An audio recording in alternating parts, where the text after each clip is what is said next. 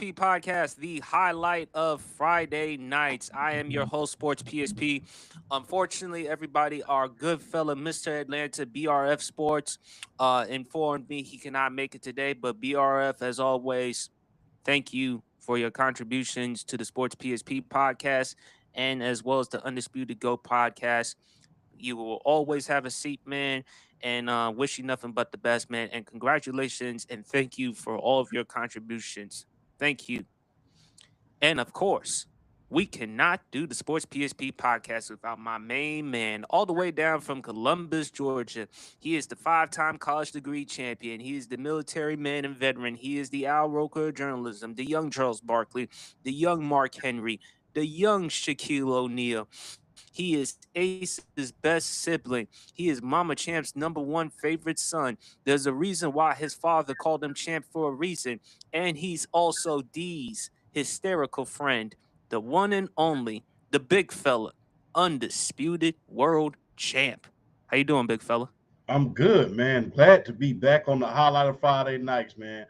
Hey, like they used to say on them A1 steak commercials, man. Friday night is steak night. Nah, Friday night is podcast night. So I'm just happy to be here. It's always a privilege, a pleasure, and an honor in order to be here, man. Uh, the weather is bipolar down here in the south right about now. It's supposed to be like 70 degrees tomorrow, then turn around and be 42 degrees on Sunday. So keep your hoodie on. Don't even take it off. Don't even worry about it at this point. So, You but shouldn't even be complaining. Rest of New Jersey, rest of the East Coast getting 6 to 10 inches of snow. well, the thing is, you can get look. The thing is, you can get sick quicker when the weather is the temperature is going up and down. That's the only complaint that we have down south. Because when one day it's sunny and you just out here with your sleeves on, then the very next day it's cold. You catch something like that. You know, a cold, the flu, and Just stay home. something like that. Just So stay home. Just stay home. Just stay home. Chill with the fellas. Chill with the ladies. Just have a good time. Just stay home, man. Just don't get yourself involved. Just stay at home. Ain't nothing better than chill. just staying home and chill. Just relax. Watch some football. Well, unfortunately, football season is over. But speaking of football, few sooner or later, the NFL draft, the NFL scouting combine. Can't wait to watch that. Can't wait to watch some of the top prospects perform in the combine. Then, of course, pro day, free agency, and of course, we got baseball, and also too. Let's shout out to BRF again. We know how he knows his baseball, him and Flash. So Yes. be on the lookout for that regarding baseball season. And of course, basketball. Sooner or later, we got March Madness for the men's and for the women's. And last night, I watched that game between the Detroit Pistons and New York Knicks. Kate Cunningham, man, he was cooking that game. You know He what? was. I remember you had a segment when you first brought me on. I Yes, I think did. it, Yes, I did. I I remember. think it was the third. I think it was like the fourth show, if I recall correctly. It was like the fourth show I was ever on, and I remember you had a start bitch cut. It was Lamelo, Cade Cunningham, And and Tyrese Tyrese Halliburton. Halliburton. And at some point with Cade Cunningham, we got to revisit that start bitch cut in a minute. The way everything is going now. Granted, all of these guys have done their perspective good, but Cade Cunningham has taken the Detroit Pistons to a whole nother level. Now Tyrese Halliburton is doing this thing too. LaMelo Ball, they're doing decent down there in Charlotte. But remember, at first I said start bitch cut. I said LaMelo Ball, Tyrese Halliburton. Then I was gonna cut Kate Cunningham. It's time to have some revisits on that conversation. But it's fun to revisit history when you think about things because one could not see around the corner, and I definitely did not see Cade Cunningham. Although he was great in college, he was magnificent in college. I did not see him becoming the powerhouse that he is right about now. He's an MVP candidate this year, in my humble opinion. But yeah, it's time to have some revisit conversations on that. He's top three. You can actually make an argument he's top two, considering the fact that Jokic has missed some games. SGA with the abdominal strain, he's missed some games. You can make an argument for Cade Cunningham, and if he actually wins, he'll become the first American to win the MVP since James Harden. James Harden won the MVP back in 2017. Mm-hmm. So, only time will tell. But You can't go wrong with SGA, and you can't go wrong with Jokic. But Detroit Pistons, they are having a heck of a season. Just a few years ago, they were one of the worst teams in basketball, and all of a sudden, a complete turnaround. So, man, what a great narrative. I mean, that's just great, man. It's just great to see good basketball, and that's all we really could ask for. And Detroit, that's a good sports city. Yes, That's a good absolutely. sports city, and I'm happy that they're doing so well with the Lions and now with the Pistons. I hope they bring back the Detroit Shock. It was so exciting to watch them in the WNBAs with Cheryl Ford and them. So I would love to Yes. see the Detroit Shock at some point. Yeah. But Ironically, big Vanna fella, Beer and Rick Mahorn was the coach for that team. Ironically.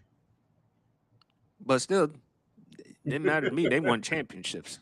Yes, they did. They won championships with the Pistons, and then they won it with the Shock too. So I mean, anytime. I mean, at the end of the day, champions. Everyone loves a champion. And Yes, indeed. anytime when you and plus to win it there in Detroit, a Mm-hmm. tough nose city like that, hey, that Mm-hmm. means something. But big fella, All Star Weekend. I think All Star Weekend was a good weekend. It was a good All Star game between Team USA versus World. Your boy Anthony Edwards from your Georgia Bulldogs won All Star Game MVP. He's my favorite basketball player currently, outside of SGA, Jokic, and Luca. I loved what I saw with the 3-point shooting contest with Damian Lillard, but big fella, they need to get rid of that dunk contest. That dunk contest was awful. As you always say, uglier than the masterpiece sneaker. I always say it's uglier than Flavor Flav's teeth. Yeah. Unless I think with the dunk contest, if the players they don't want to do the dunk contest anymore, fine. Get some guys on YouTube or on social media or whoever that are known for doing crazy dunks. Let them participate in the dunk contest. We don't need to see the dunk contest from the current NBA players anymore. But outside of the dunk contest, I actually liked what I saw from Team USA, Team World with Wemby and Ant Kawhi Leonard. Oh man, he looked good in that game. So I was really excited and happy with what I saw overall from All Star.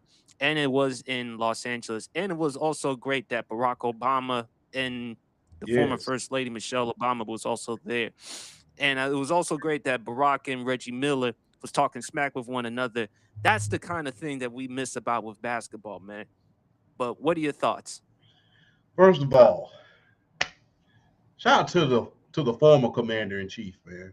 Shout out to the former commander in chief. Class Shout out to the personified, beautiful man. Nessa. Hey, oh Ness, how you doing, Ness? But shout out to Barack, man. But shout out to Barack Obama, the former commander in chief.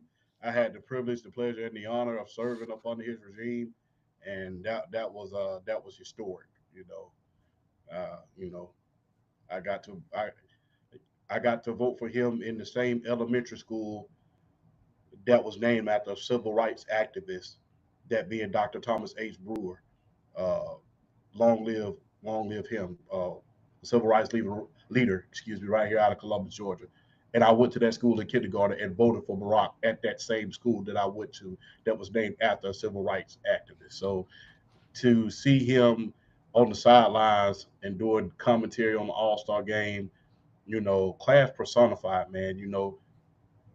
Class, dignity, just the type of guy when you walk into a room commands respect without anything coming out of his mouth. So I mean, bravo, bravo. Get rid of the slam dunk contest. And look, if you want to know how to solve this issue, look no further. Take away the dunk contest automatically. Because the thing is this, there was a point in the dunk contest where when you won the dunk contest, you would at least become a star. Maybe not a mega star, but a star. When you think about guys who won the dunk contest and, still was able to be a star, not necessarily a superstar, but a star, the Spud Webb, the Nate Robinson, the Larry Nance's, guys like that, J.R. Ryder, Harold Miner.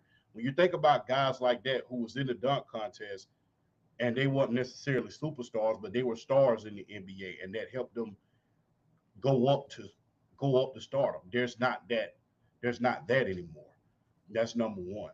Number two, if you're wondering what to put in the slam dunk contest, in place of the slam dunk contest, I know people are gonna laugh at me right about now, but if you want to know what to put in place of that, look no further than what Nafisa Collier and Breonna Stewart's league Unrivaled is doing, and put a one-on-one tournament in place, and put some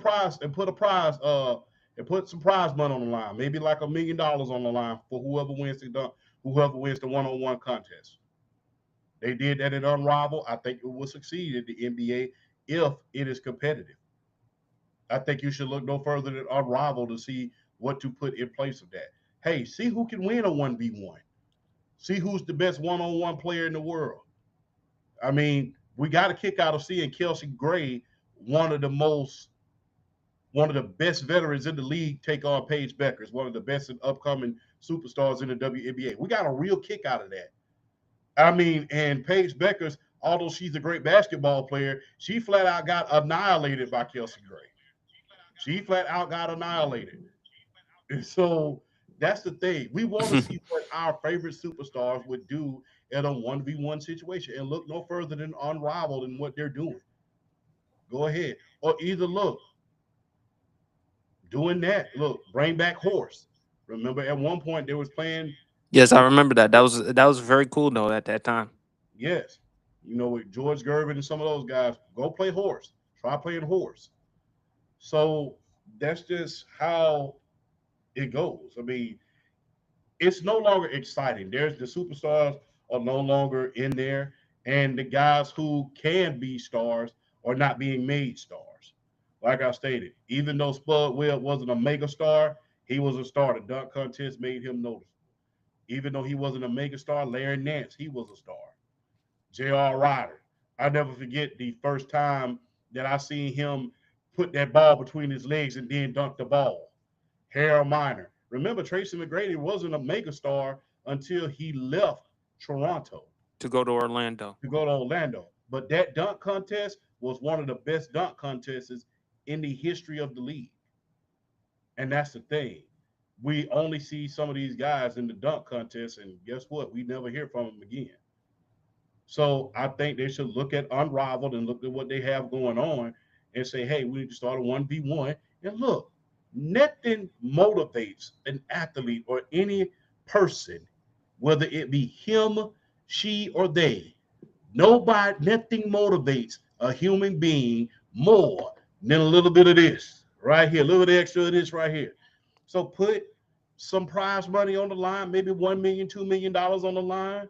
Well, Look, speaking try to of which, big fella, Commissioner Silver is reportedly exploring a potential one-on-one NBA versus WNBA tournament for All-Star Weekend, featuring high stakes matchups with a $1.5 million cash prize. Proposed highly publicized matchups being floated include Caitlin Clark versus Steph Curry, Paige Bueckers versus Luka Doncic, and Aja Wilson versus Nikola Jokic. I would love that. And it puts look, it puts both products on a bigger stage, especially, and it'll help the exposure for the WNBA. It will Certainly, help, easily yeah, it will help the casual fan better pay more understand. attention to the WNBA because remember, Yes, so absolutely. remember Sabrina Ayusko, who Yeah, faced Steph Curry in that 3-point shooting challenge in the All yeah. Star. That would definitely help out the WNBA. So why not? Why not? That would actually work. And besides, if you're Adam Silver, look, I don't want to be too hard on Adam Silver, but it was reported that you were seriously considering abolishing the NBA draft for rookies to enter as free agents so that they can decide. And look, that's the story for another day. You can probably touch on it, champ, if you want. I'll give you the floor. But if you're Adam Silver, you're going to have to make some serious decisions. You got to stop being so friendly with these players And if you want to compete and get back to NBA at once were, perhaps you're going to have to take more of a page out of David Stern, Rest His Soul's book. You said it yourself, big fella, in which I couldn't agree more. A, there has to be rules and things put in place. Otherwise, things go haywire. Yeah. At a certain point, you have to decide in life, what do you want to be, especially when you're a boss. I know people don't like that word boss, but quite frankly, Adam Silver is the boss of this league. As a boss, as a leader, you have to decide whether you want to be loved or respected. And in the great words of the late great John Gotti, I would rather be much more respected than loved. People never try anything dumb with someone they respect. You always hear about these telltale dark tales about everybody always hurting the one they love. You never hear that shit about someone that they respect. You never hear it. And that is why David Stern, although he was a tyrant, he was well respected around the league. You may not have liked him, but he put the NBA in a position where they were competing with football. You could put a football game and a basketball game on a Thursday, and they will be competing with each other, even if it was at the beginning of the season during garbage time. So Adam Silver, and the thing is, it wasn't going downhill until Adam Silver became the commissioner. Although it had not been competitive, we saw, LeBron and Kobe go at it during the Adam Silver, well, excuse me, the David Mr. Stern. Stern era. Yeah, a lot We of saw them. the people's fantasy, what people wanted to see. Yeah, Unfortunately, we never got the opportunity to see it was LeBron, Kobe in the finals. But Adam Silver, there were times during his stewardship, early on in his early years, he was good, but it's just been in decline ever since. And people will say, well, load management. You know, a lot of people are so quick to say LeBron James is responsible for All Star Weekend for the decline. Look, LeBron James, would I have liked to see him do one dunk contest in his career? But yeah, sure. I'm quite sure you would have wanted to see him at least one time, champ. But to completely say he's the reason, LeBron's doing what's best for himself. So the NBA, they have to do what's best for themselves. So at a certain point, you can't ask me to carry the whole damn league into the dunk contest every single year, or at least one year at the height of my career. The thing about it is, Jordan, he entered in the early parts of his career yes, he when he did. was in the dunk contest. Kobe Bryant, early in his career, he was in the dunk contest. Dominique Wilkins, early in his career, he was in the dunk contest. Those guys were in the dunk contest early in their career. And Dr. J, the inventor of the dunk contest, he was in there. But the thing is, to blame it all on LeBron is kind of, a little bit lazy, if you want me to be honest with you. Not to mention, you got to ask yourself this: how many other star players have there been that were power dunkers during their tenure and they didn't enter it? Just because you're a main superstar, he was carrying the league on his back, yet still, LeBron James is still the biggest star in the NBA right now. He's the biggest and most known star. They're still looking for that next global star to try to replace him, and I believe that that is the reason why the NBA is not ready for him to retire. They don't have that next man up. We thought it was going to be John Morant, but he couldn't put the pew pews down, and he couldn't put the Nerf weapons down. Nerf for nothing with him. Then Anthony Edwards, they thought it was going to be him, but people have their reservations about him. And then Zion, of course, And then wisdom teeth. Zion, Wisdom Teeth at West Coast Productions. So you really can't put him out there. And not to mention, your play is not where it needs to be. Your play. He just got dropped from the Jordan brand not too long ago.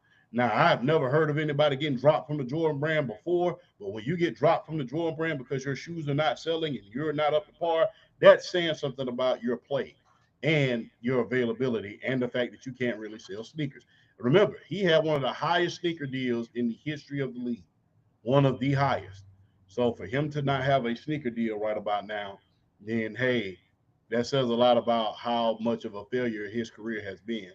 Better look up LeVar Ball to see if you can get you some Zion twos going on. That's my probably might be my suggestion for you. But I digress. Um, it has to be something else, man. Like I said, the dunk contest is gone because it's not creating stars. It's not creating stars. It's not creating that excitement. And the thing is, this: how much more creative can you be with these dunk contests? We've already seen guys take the ball between their legs, jump over cars. We've seen them jump over people. We've seen them blind themselves by putting their arm over their eyes. We've seen everything that you could possibly do. So outside of maybe bringing, like you said, the YouTubers on there to see if they can dunk and give them $1 million, I don't know what these NBA players can do as far as creativity, as far as dunking is concerned. I don't know what they could do without probably hurting himself, because we saw what happened with the dunk contest this past weekend. The guy hit his head, could have had a concussion.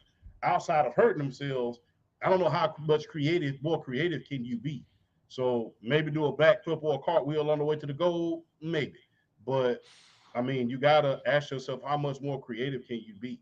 I think the epitome, excuse me, of creativity was when J.R. Ryder took the ball between his legs and went over, and then not to mention with Zach Levine, he went up under his legs and then dunked the ball. Still didn't damn win the dunk contest. So how much more creative can you be without hurting yourself at this point? That's another thing that's kind of hurting the dunk contest too. But look, switch it over to 1v1, see what the players can do against the WNBA. Let the casual fan in on how great Asia Wilson is. I know she's been an ambassador of the league this offseason. Her, Angel Reese, just to name a few, they've been great ambassadors of the WNBA, although a lockout is pending. And see what they can do. You know, it's always that age old battle. Even when you're on the playground back in the day, everybody wants to see what the best guy basketball player can do against the best girl basketball player. Hell, we even saw that at one point in time. We saw when the great Shelley Bolton from the U.S. Olympic team back in 1996, she played against Michael Jordan. She played against Michael Jordan. Cheryl Swoops. She played against Michael Jordan. So it's a classic old battle, boys versus girls. You know, I think that would help. And as far as Adam Silver talking about abolishing the draft, how do we know at this point that if you do that, everybody's not going to just stack and make super teams and deplete the league even more? I think That it's a bad idea. It's a horrible idea because again, with rookies, with them being as free agents, of course they're going to go for the bigger markets and for the yeah, bigger players. But how does that help as far as growth and development with their it doesn't. game? No, it doesn't. It doesn't at all, which is why I think it's a horrendous idea. And look, to your point, champ, look, if there are teams that are intentionally tanking, yes, they should be punished. But at the same time, we can't abolish the NBA draft. We can't. I mean, we can't do that. I mean, it works in other leagues like soccer, but it's not going to work in basketball. It's And not I going to think work. it's not. And I think with Commissioner Silver, look, if you want people to pay more attention to basketball, you're just gonna have to convince these players to do things that they don't necessarily want to do. And these players got to stop acting like it's all cool and it's all good, because it seems like since they've gotten their money, it's not enough urgency. I'm still laughing because did you see First Take with Stephen A. Smith roasting Ben Simmons? I mean, Ben Simmons is going to always catch strays. But Unfor- but look, but I will give him a lot of credit, though. Look, let's just be real. Let's just be real. Ben Simmons, before his psyche got damaged, because no, that's he all. was a good player. He was a He very was he good was a player. great player. I mean, he was a great player. I Because wouldn't the say thing is, I wouldn't say great yet, the champ. I would say very good. He had a chance to be great. yeah, he was all NBA third team, Yeah, three-time All Star, two-time All rookie. Defensive team Rookie of the Year. He was great. But the thing is, once your psyche gets damaged, much like him, and then right before him, I said it before, I say it again, Nick Anderson. When your psyche gets damaged, it's hard to get that dog in you back. Once something is beaten out of you, you never get it back. When something is beaten out of you, you never get it back. And I just think that was it. But I don't look. The thing is, look, if you're gonna make fun of somebody, make fun of somebody who hasn't, who wasn't all NBA. I don't care if you were not. I don't care if you was not first team all NBA, second team. At the end of the day, your resume is gonna always say all NBA, all defensive team, all star. The But here's thing the is, thing. he catches strays because of his psyche. But the thing is like, all right, but it's not like he was a bust. No, no one is saying is Ben Simmons was a bust champ, but where Ben Simmons holds culpable, he didn't really love basketball. Again, he was just in it for the fame and the attention. He was good. I don't think he was great. I think he was very good, but he had a potential to be great. Forget the fact of him not being the next LeBron or Magic Johnson. What Mm-hmm. we asked Ben Simmons for you to do was improve your game, particularly improve your perimeter shot. And it's been like 5 years at that time, and you still didn't improve. You went to Brooklyn. You wanted to leave Philadelphia because of what Doc Rivers and what Joel Embiid had to say about you. You go to Brooklyn, fresh new start, and you didn't even improve. And since then, and yes, we can mention the injuries, but Ben Simmons, there were times he was fooling around, champ, particularly in the offseason, showing everyone that he was shooting the basketball, he was improving his jump shot, but we didn't see that in the regular season. Mm-mm. I think and the reason why with Ben Simmons, look, I believe Ben Simmons had a lot of potential, but I just don't think honestly he truly cared that much about basketball. I think he loved basketball for the other reasons, the lifestyle, the fame, and the attention. And that's fine and that's all good though. I'm not gonna call Ben Simmons a bust, but I will say he was a disappointment because I felt like Ben Simmons could have been a lot more as a basketball player, and we didn't see that. No, indeed not. I mean, like I said, it was much like the Nick Anderson effect. It was a lot to be desired there, but for his time, he But was bust, he, no. he was I would magic. not call Ben Simmons a bust. A bust to me is someone who doesn't show an ounce of potential. Yeah, Ben Simmons showed potential. Matter of fact, his final year in Philadelphia, he was at one point in the conversation for Defensive Player of the Year. yeah, he was. So it's going to be a what if him and Joel Embiid because that was supposed to be something. I mean, you got Ben Simmons at 6'10 playing the point who can run up the floor, facilitate. Unlike most guards, he can post up because of his size. And then you got a guy in Joel Embiid. And I defended Ben Simmons. I felt like if you had to move on between Embiid or Ben Simmons, which one would you move on from? I said move on from Embiid because of his durability issues. Yeah, basically. Meanwhile, whereas Ben Simmons, you surround the team kind of like how Milwaukee did with Giannis, but their mentalities. Giannis is not that great of a shooter, a perimeter shooter champ, but over the years, Giannis has improved, make amends, and even shown to shoot the basketball. Ben Simmons doesn't even want to shoot it. And there are Yeah, even times with Ben Simmons, do you really want to play basketball or not? yeah, Because and again, to be consistent, champ, because you constantly rip Deshaun Watson for his social media. You talk mm, about how Deshaun Watson, how he posts on social media, it has nothing to do with football. Look at Ben Simmons' social media. that's fair. That's very, very fair. And I'm glad that you brought that up because, like I always say, you can tell about a lot about what people like and what people do is what they put on social media. And yeah, to your point, it was fair. But the strays all the time. That's for you to catch strays all the time. That's for draft bust. And you got to ask yourself this: was he behind the times at a certain point? Ben Simmons was, because he was in the league at a time where 3-point shooting was at its premium, and everybody was trying to find the next Steph Curry. If his career could have been like in modern day, where the basketball was, you was on the outside, you was on the in, was played outside out I instead of don't on think the he would have outside. had those mental I don't issues. think he would have had those mental errors that he would have had But no because one is asking Ben Simmons to shoot like Steph Curry. What we're yeah, saying is, can we see some, at least a little improvement as far as with the perimeter shot? That's what they were asking with Ben Simmons. No one is asking him to shoot like Steph Curry, Reggie Miller, Klay Thompson, or anybody like that, or Craig Hodges. yeah, What we're asking Ben Simmons is if you want to take your game to the next level, you're just gonna have to improve and at some point try to take some perimeter shots. Everyone knows you're gonna attack the basket. We know you're gonna post up. And again, he also struggled with the free throws.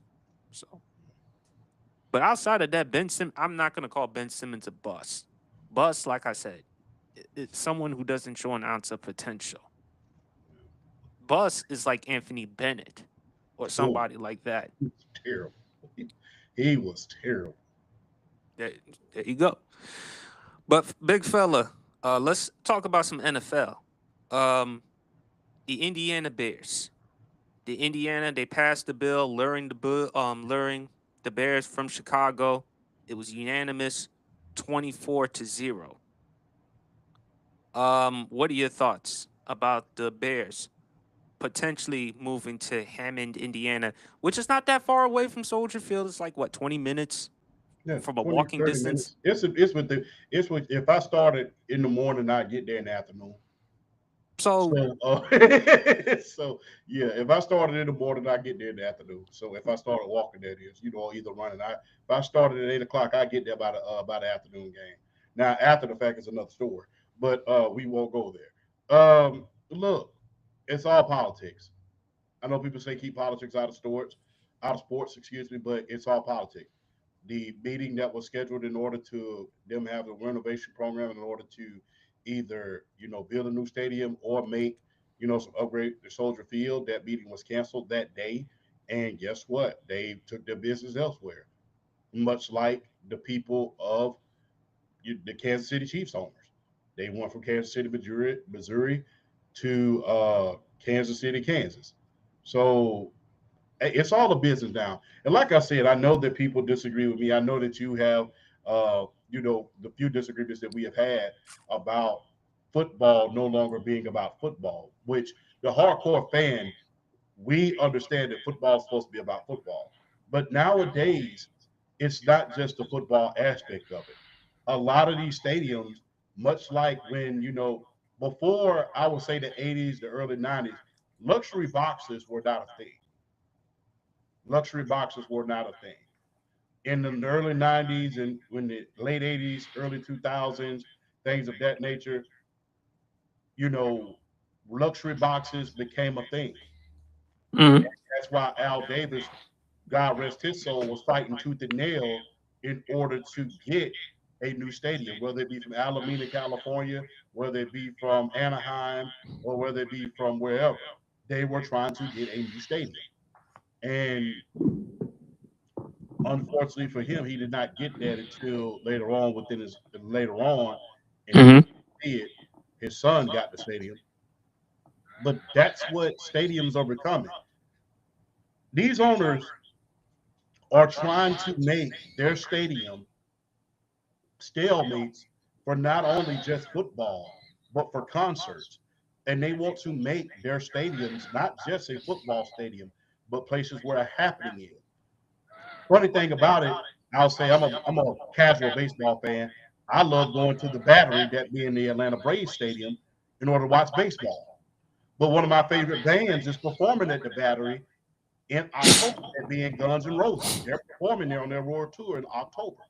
That's what these owners are trying to bring to the stadium to make them a year-round commodity, much like Jerry Jones had did back in the early days of getting stadiums. So that's what these stadiums are becoming. And not to mention, look, these stadiums are becoming a happening. When you go to certain stadiums, they look like nightclubs in a certain point in certain sections of the stadium. They're trying to entertain the young people that are coming in who want to look at football but also want to be entertained, who also want to be like they're in the club, who also want to be like they're in a section, who also want to be, like I said, it to be an The atmosphere. yeah, want the ambiance, the experience. You're trying to get fans in from the new generation who are not necessarily just watching football just to watch football.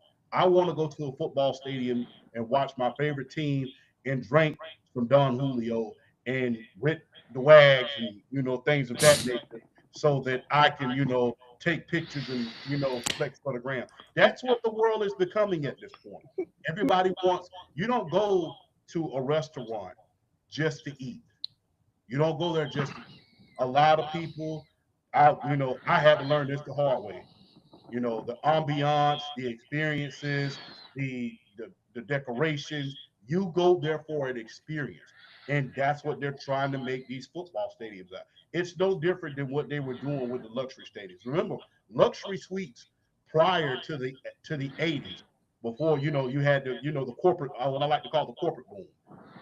Prior to the 80s, there were no luxury suites too tough in the stadium. You had the regular seating, and that was it. Then luxury boxes came into the place.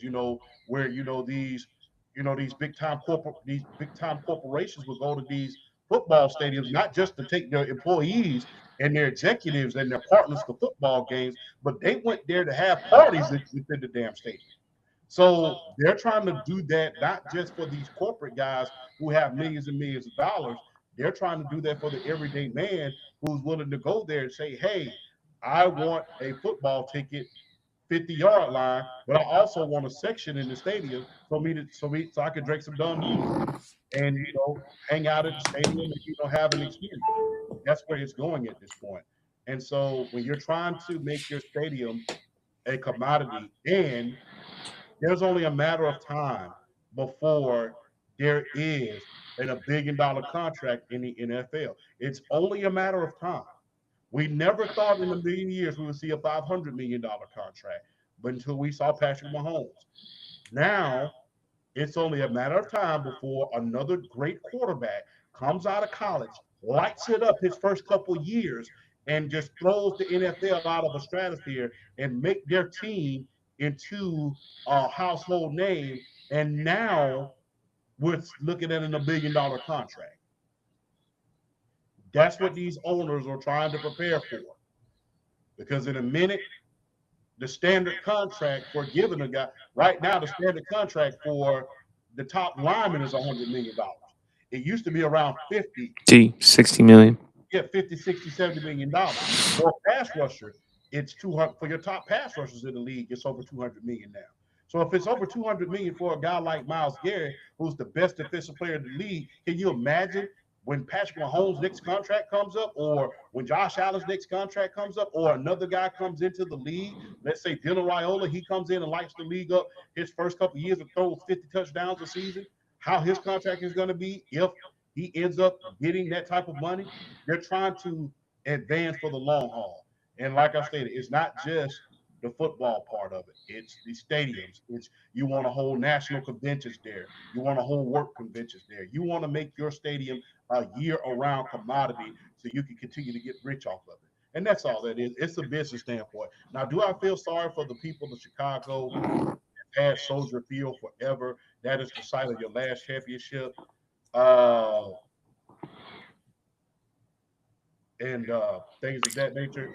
I really feel sorry for the fans. Especially right now that they're finally back to playoffs, and since they finally found their quarterback in Caleb Williams, and now they turn it around, champ.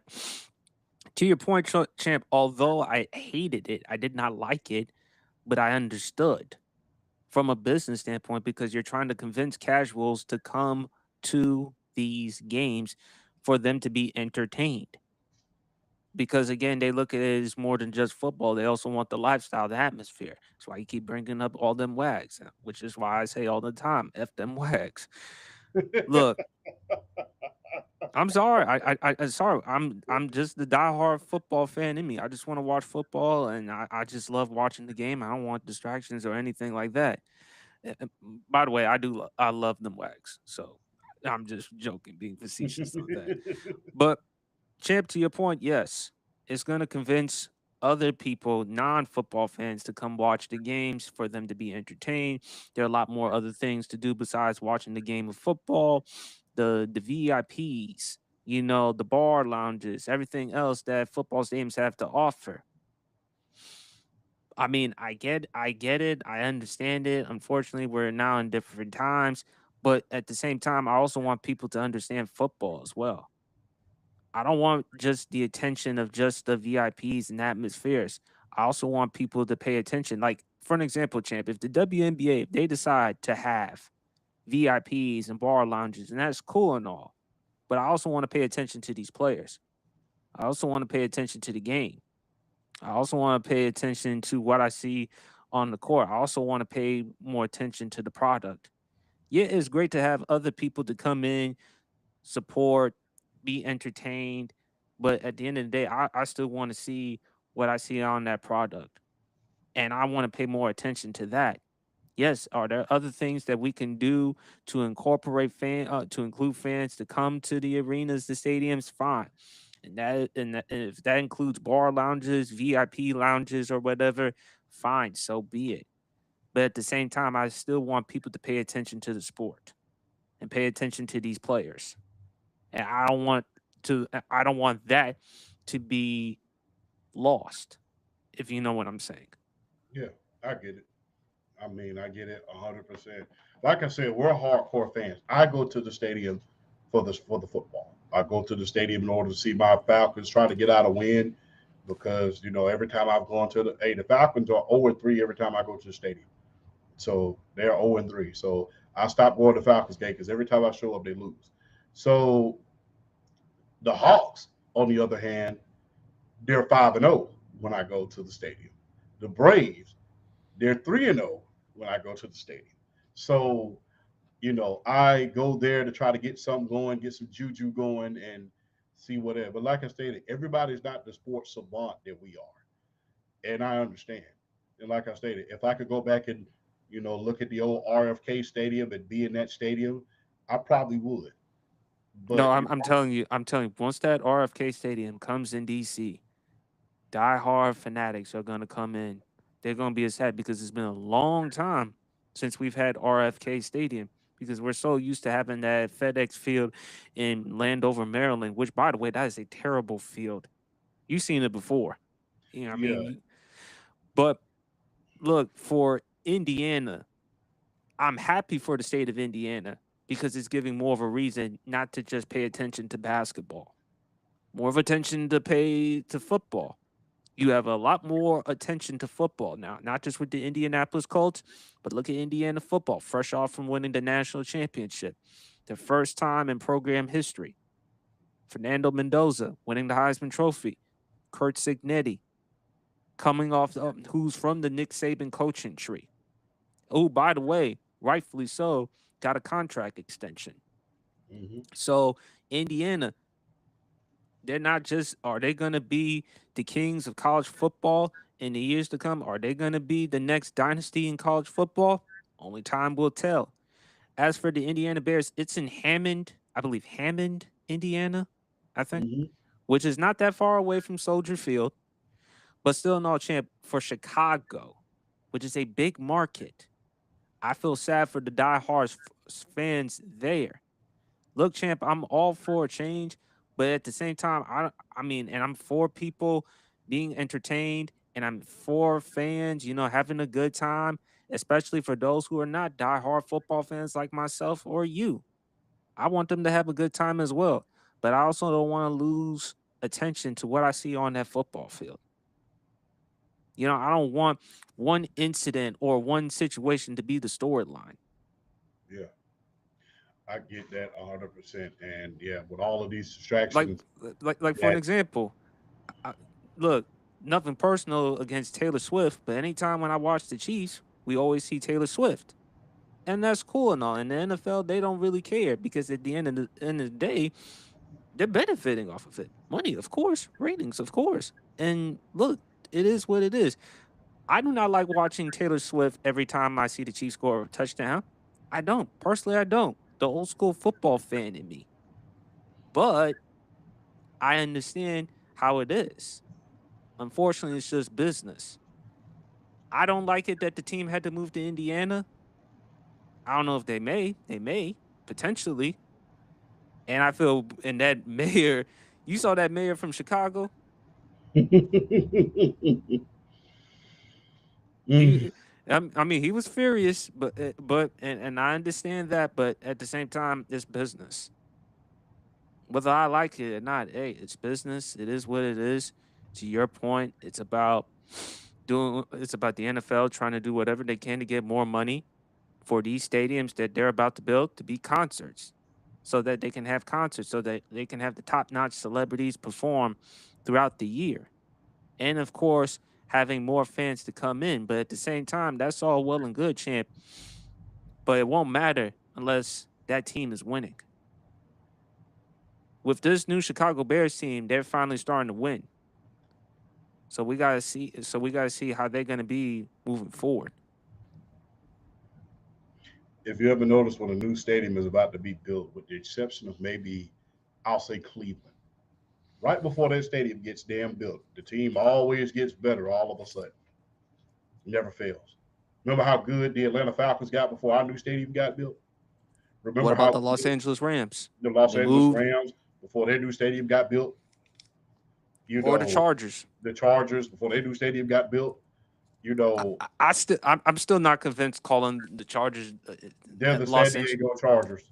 But that's the thing. They're better when they were in San Diego, in my opinion, than Los Angeles, champ. Yeah, But it is what it is.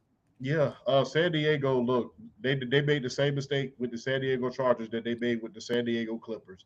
They should have kept the Clippers in San Diego, much like they did with the San Diego Chargers. That bottom line. Look, But we politics, understand. politics. No, we understand. We understand that. We understand that. And by the way, something about canceled meetings. Yeah, they canceled a meeting for a renovation and the project for the Chicago Bears 2 days. So I don't blame. Look, it's kind of like you saying, "Champ, I'm going to give you a 2 year contract worth $1 million," and I cancel the damn meeting. And you say, "Okay, champ, excuse my language, fuck you. I'm finna go give this contract to BRF." How the hell you going to cancel a meeting and I'm trying to give you $1 million? Therefore, So I cannot feel sorry for you. I can feel. exactly. So I can't feel sorry for you. So that's just the thing. I can't sit around here and wait on you. I have a business to conduct myself. I've been a part of this city for over 100 years. So guess what? Every time my that look, every last one of those Chicago teams alone are worth over $300 billion a piece to the local economy when their teams are good. Even when their teams are bad, they're still going to sell out more than a third of the stadium. So to the local economies, they are worth over billions of dollars. Billions. So when you're bringing that type of revenue to the local economy, because the thing is, this is how it works. When you build a stadium, you're going to build hotels around those stadiums so people can have easier access. You're going to build parking lots. You're going to build other things around it. You're going to build sports bars around it in order for you to entertain the fans that don't necessarily go to the game. You're going to have land around it so that people can tailgate. When you go to Atlanta, you go to Mercedes-Benz Stadium. There's a Hyatt Inn like 15 feet down the street from the stadium where you Mhm. can park. There's a rooftop bar up there. There's everything up there. There's a parking lot right in the middle. There's parking lots everywhere within a block of the street.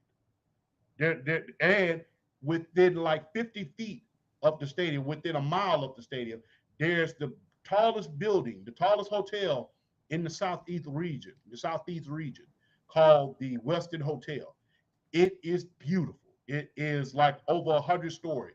I stayed on the 96th floor at one point in that hotel. No lie.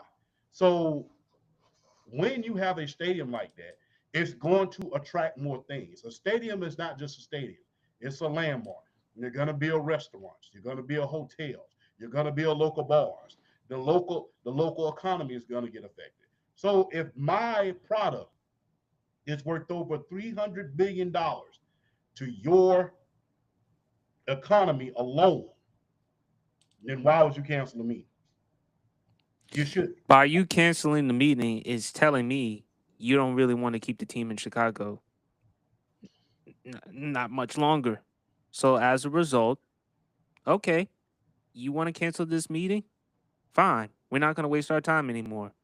Hey, Indiana, you want to pass this bill? You're more than welcome.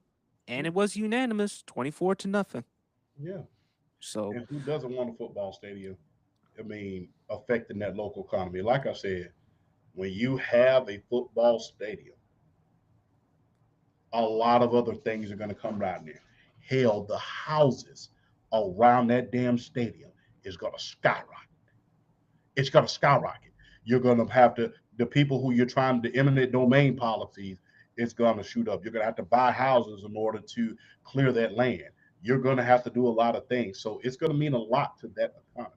It's a big investment, but it's returned almost threefold within, I will say, the first 3 years, because everything that is around that stadium benefits. Especially, imagine me and you open a bar and we just so happen it's right around, it's like a block away from Mercedes-Benz Stadium, or right around the street from RFK Stadium.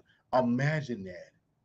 And imagine how many people who can't come to the game, they come to PSP. Our spot, they Yeah, come to they our go to spot just to PSP come Ghost. watch the game and have a good Yeah, time. Yeah, I can that understand that. millions poured into the business for those 18 games.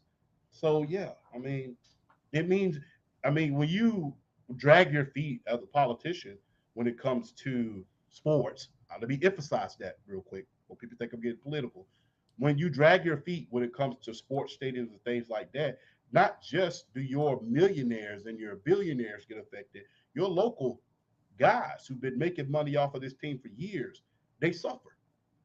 That is why, Wrigley Field, they ended up getting the lights. Remember, Wrigley Fields, they used to have all their games in the daytime at Wrigley Field for the Chicago Cubs. They did if nobody wanted the lights. But they say, hey, if you don't let us have these lights so we can have some more night games, then we're going to start looking elsewhere. Okay. And that's how come they had the lights. They put the lights out. So I think honestly for Chicago, I think they'll be just fine, champ. Because at least you still got other things to look forward to in Chicago. You got the Chicago Sky with Angel Reese. Hopefully, if WNBA there's not a lockout, the Bulls. God, I'm a Bulls you mean, fan. Is you mean the cows? sadly. But for Chicago, I do feel sorry for the diehard fans and now for the young fans because Chicago is on the rise up and now they're going to move to Indiana. But again, not that far. Okay. I mean, even though they're called the New York Jets, New York Giants, they don't really play in New York. They play in East Rutherford, New Jersey.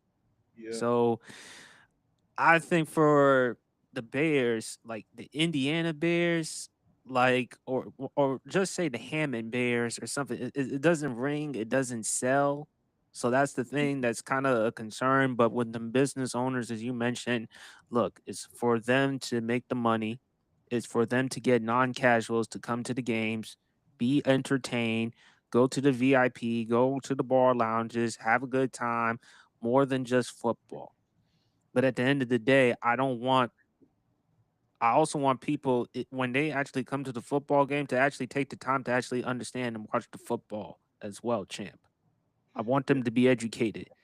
Like if the WNBA, if they decide to do something like that, that's cool. Just to get people to come and be entertained.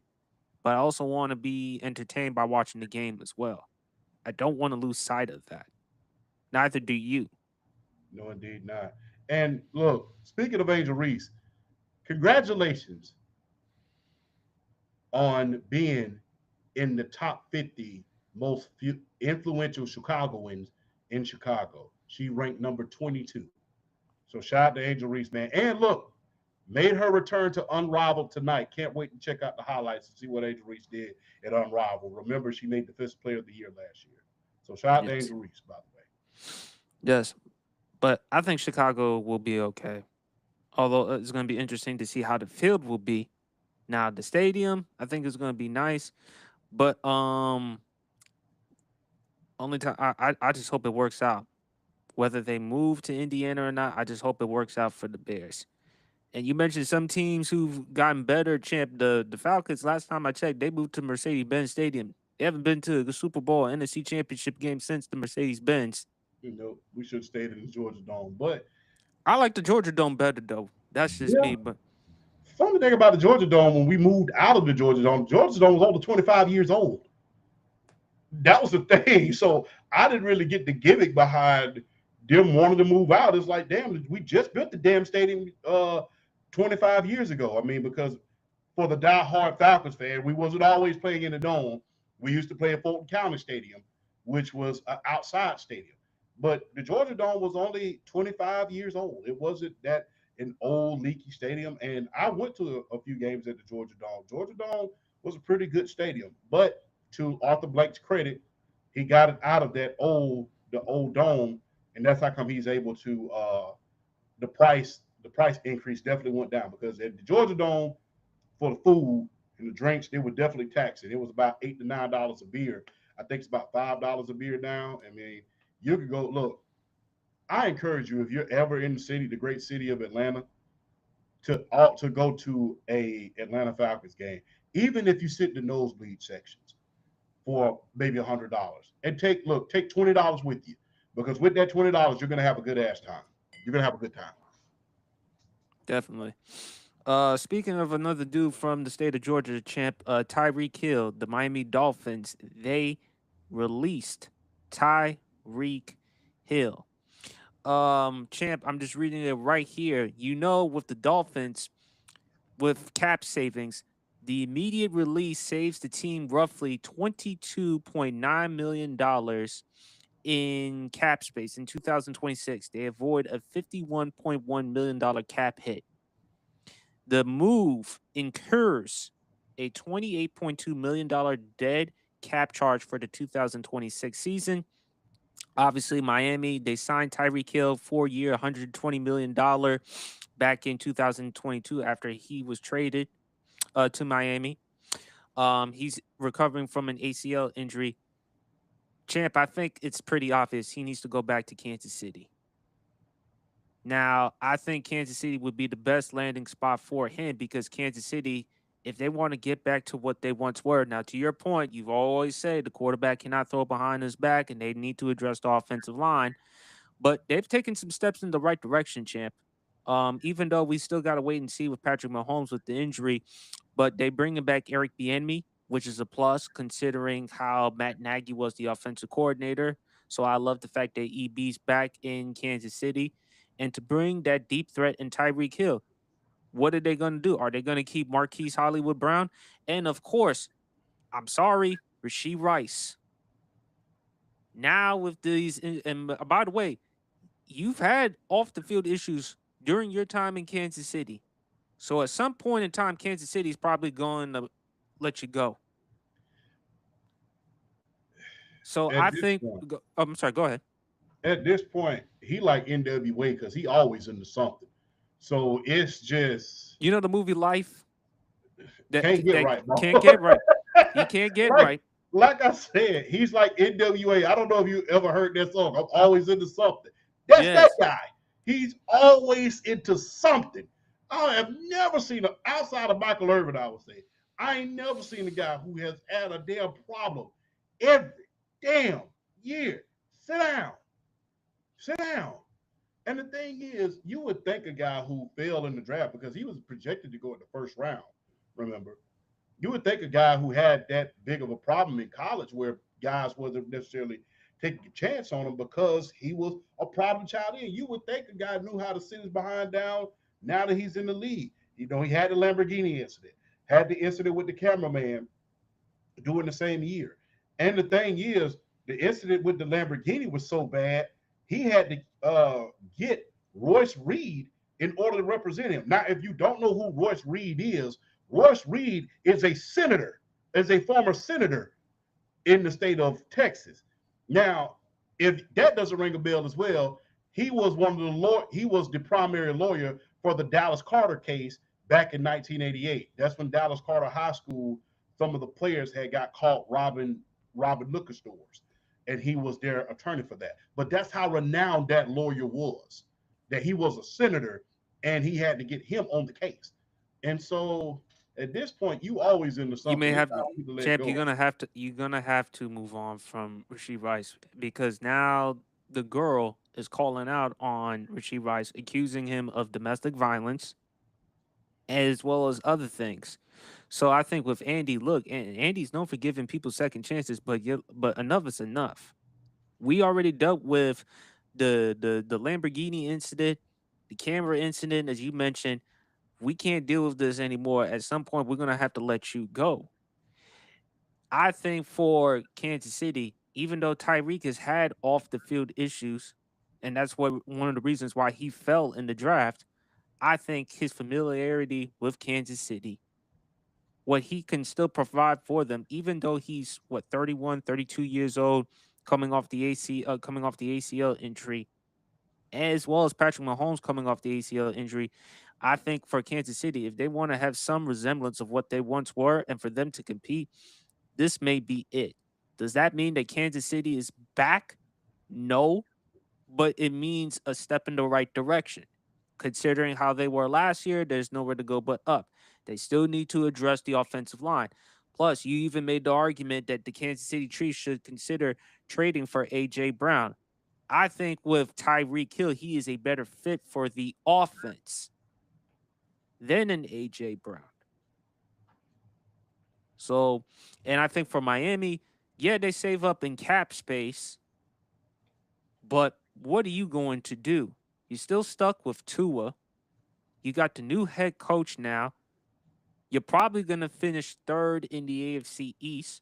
New England or Buffalo, they're probably going to compete for that spot for one or two, the number one spot. And we all know the Jets, they're going to be last place in the division.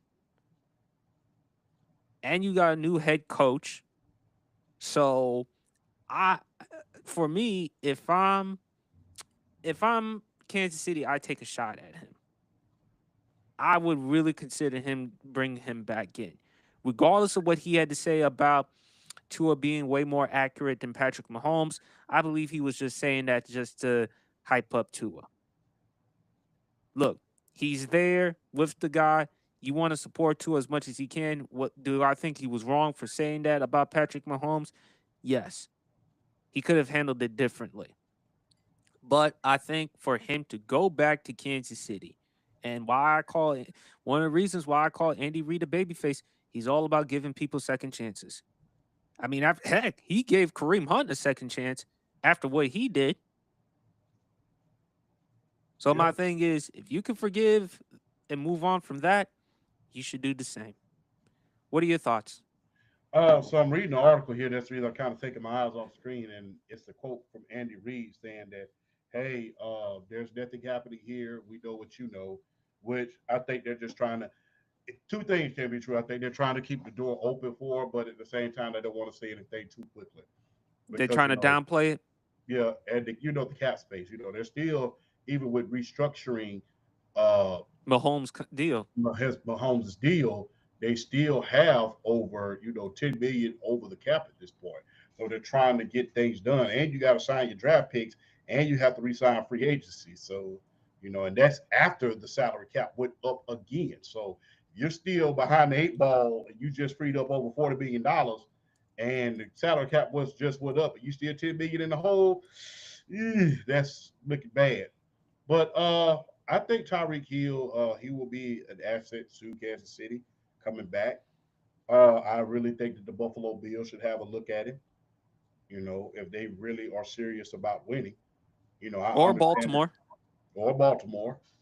I think that one of those two teams should have, especially Buffalo. They don't have a true number one receiver. And I'm not making any excuses for Josh Allen to being a Josh Allen apologist.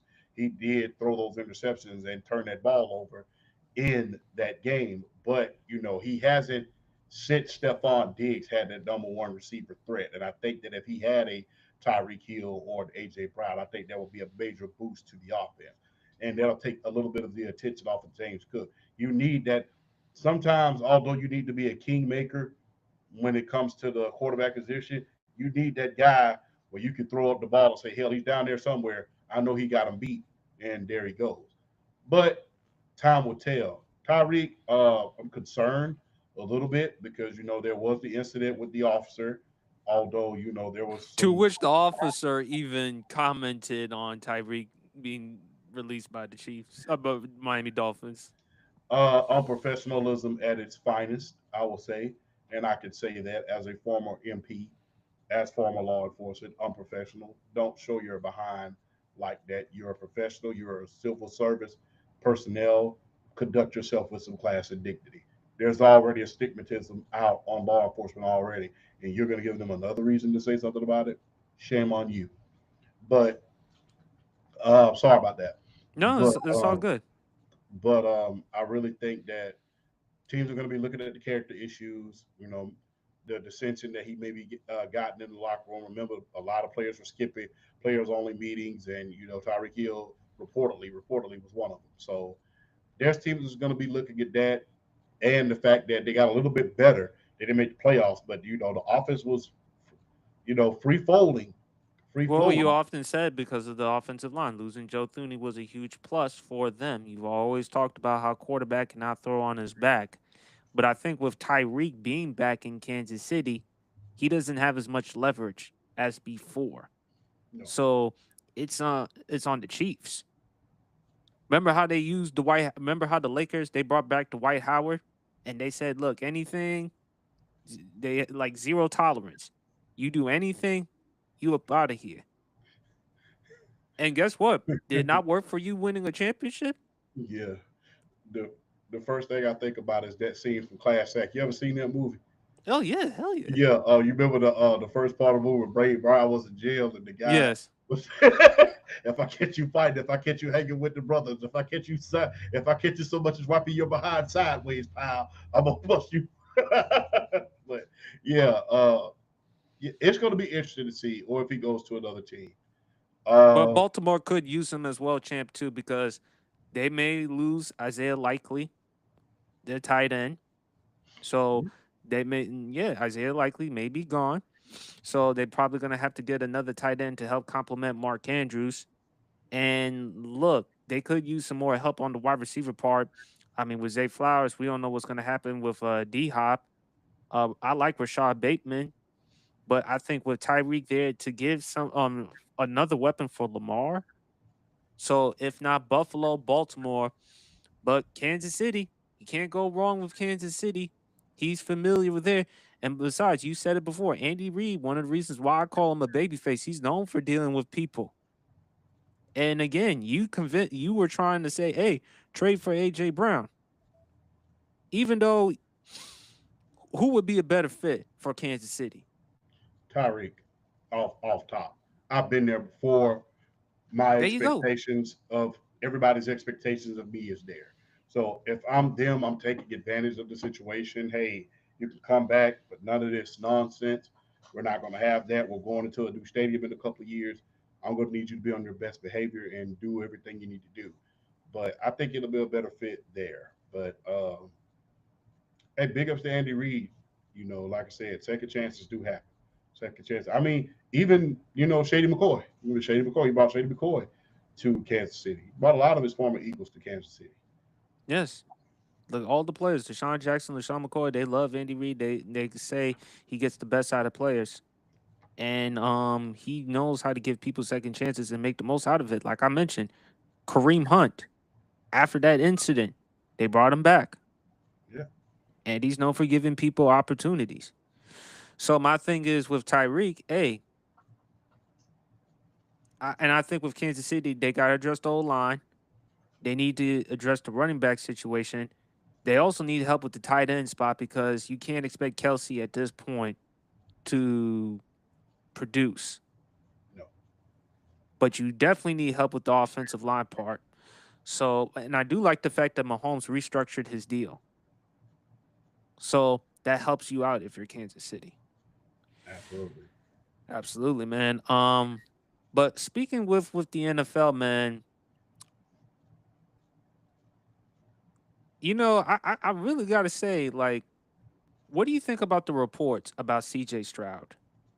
There's possibility that CJ Stroud could be traded. Look, he Oh, had an awful postseason, yeah. to which you even said, hey, don't be surprised CJ Stroud is going to have an interception or two. And Lord of behold, he threw 4 interceptions in the first half against the New England Patriots. He was horrendous. Um, I don't know what's going to happen with CJ. I hope he still stays in Houston. He hasn't been the same since his rookie season. After all, you said he's like the Michael Carter Williams of football. Yeah. Great rookie season, but since that time, it's gotten to a point that we're having discussions about Bryce Young being better than him. Yeah, Bryce Young has improved and made it to the playoff. With Every CJ single Stroud, year, which he has improved. Bryce Young, every single year since he's been in the NFL, he has improved.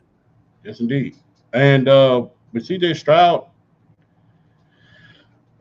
look, He's under the most pressure to make it or break it heading into the 2026 2027 season. yes, Because if they can't trade him, then guess what? If you're Houston, I pick up that fifth year option because I'm unsure. Now, look, CJ Stroud, every single year, he's helped Houston get to the playoffs, win a playoff game. But heck, there was time last year he missed games due to injury, and they were winning with Davis Mills at QB.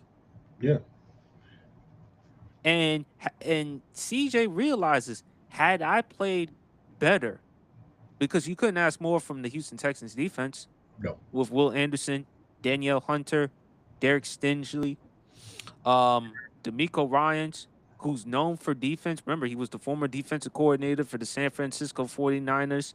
They brought him there. CJ Stroud was supposed to be the QB for the AFC South. Considering how Trevor Lawrence hasn't been what many thought he was going to be coming out of college, and considering how Anthony Richardson is at this point, and now there are reports about him wanting to be traded, pursuing a trade. I believe the Tennessee Titans are going to be on the rise, especially with Robert Saleh being the new head coach, not being in a big market, being in Nashville with a young rising quarterback in Cam Ward. They just need to surround him with more talent. I do like the fact that Brian Dable will be there. He's best served as a coordinator, just not a head coach after what we saw the last couple of years in New York. CJ Stroud needs to have a make it or break it season. With hopefully Tank Dell comes back. no. See, I don't Nico think Collins, he's coming back. I hope. Did you see his knee? Yeah, yeah. Ugh. Yeah, that's Which is why they may have to go into a different direction and get a wide receiver.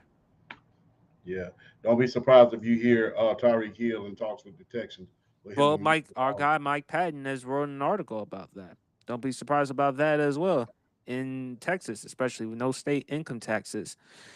But I believe he may go into a different direction to go younger. And after all, I think with CJ, he knows he's on the hot seat. He knows it. He knows after how he played in the playoffs. Had he played well in the playoffs and they lost, okay, cool. He's in his third year. But for him to play so atrocious in the playoffs and for him to take a huge step down, he knows the pressure is on him. Mhm. So if there was a team I would like to see CJ play for, would you consider him in Pittsburgh? No, Nope. Would you consider what? I don't know about Minnesota because again with JJ and plus there's even reports about Kyler going to yeah. Minnesota. I don't know where he would fit in at this point because not only that, you have a hell of a stacked draft class coming out next year. Would you trade him if you're Houston? Look, you got one more year to prove it. One more year. And even if you have an outstanding season this year, I'm picking up that fifth year option because you're not going to play for a contract and then come out here and stink it up the very next year. We've seen this too many times. Ever since his rookie year, I'll never forget on your show, and even I think the whole Pod and Grind chat show, the Pod and I like to call it the Pod and Grind Network. With the Pod and Grind Network, I think all of us was having discussion his rookie year. Could he be MVP? We And did. to the great Broad Sports credit, he said the only reason why he's not being considered is because he's rookie. I don't think the NFL would have had that. But ever since that rookie year, he had now in fairness, in fairness, not every quarterback can play when you don't have an offensive line. Not every quarterback is Joe Burrow. We saw what happened to even one of the all-time greats at this point. We saw what happened to Patrick Mahomes, him out there running for his life. Not every quarterback can play with no blocking from his offensive line. At the same time, if you want to keep an offensive line, you might want to consider, hey, when this contract comes up, let me take like 150 million versus trying to get the max, because that way I can have me a good old offensive line blocker for my behind. But he has to play better. And I think this is what we get as the media. This is what we get. This is our karma. This is what we get for crowning someone way too quickly. This is what we get. They have a good rookie year, and all of a sudden, he's great. He's the next one.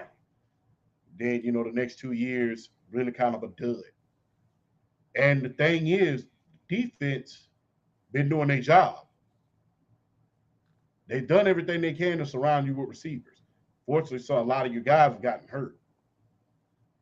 But you have to play better next year and the year after that. Even And if I am Houston, I pick up. by the way, champ, Go ahead. sorry to cut you off. Tank Dell, he says he's looking to come back. He says he's confident to being 100%.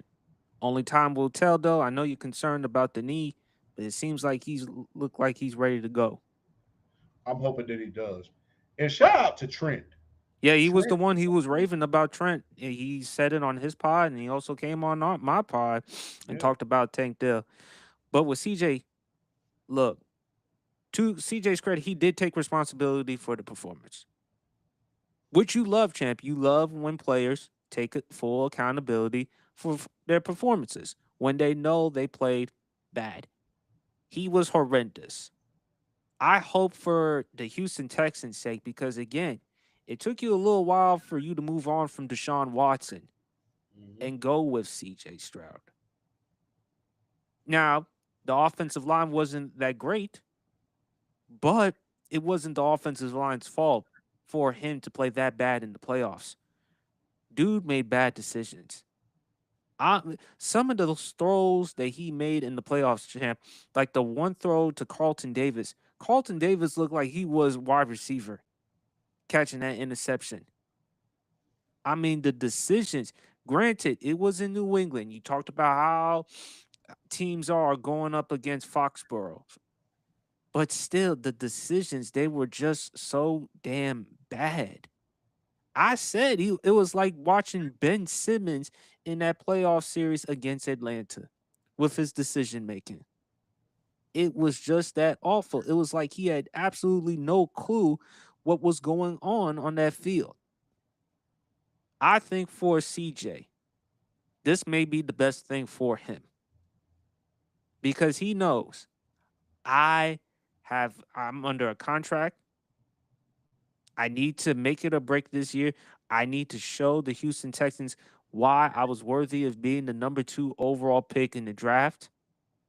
I'm fighting for a contract. I want to be the guy for that organization. I know had I played better, we would have made it to the conference championship, and everyone knows it. And Drake May didn't play particularly that well in that divisional round game against the Houston Texans. Nope. So he knows it's on him. And besides, he's no longer considered the best QB in that draft class. You can actually make an argument for Bryce Young, believe it or not. Yes, you can. Anthony Richardson, at this point, I hate to say it, champ, with Anthony Richardson, but bust applies. At this point in time, I'm sorry, champ. I don't like using that term with bust, but it is what it is. Heck, none of us were sold on Anthony Richardson coming out of college. And we used to watch a lot of SEC football. You in particular, Georgia Bulldogs. Anthony Richardson, although you recognize he had talent, he had a big arm, athletic ability, but as a passer, very raw, very inconsistent. And he's in Indianapolis with Shane Steichen, and they have pieces to work with. Now, the mistake that Indianapolis made, in my opinion, was that they made him the starter. Considering how raw he was coming out of college, they should have brought in a veteran for him to sit and learn. And it's so ironic, champ, because we saw what Phillip Rivers did. Him coming off his couch at 44, 45 years old, he looked like he was about 260, 270, probably hanging out with you at Costco's with them little hot dogs or whatever. and still Mhm. playing good football. Heck, Joe Flacco. So I think for CJ Stroud, look, I got to remind folks what I'm capable of. I think CJ is a good enough quarterback. I got to remind folks what I was. The brand will only succeed unless the football player is great. Absolutely. So, Absolutely. There has to be a point in your career where you have to take it into your own hands. And if you don't have a lot of blocking, then I recommend that you get with your offensive line, get with your offensive coordinator, because the coordinator has already been fired under your watch already, and come up with some blocking schemes so you can get that ball out. Because at this point, it's not like the good old days. It's not like the good old days. it's not.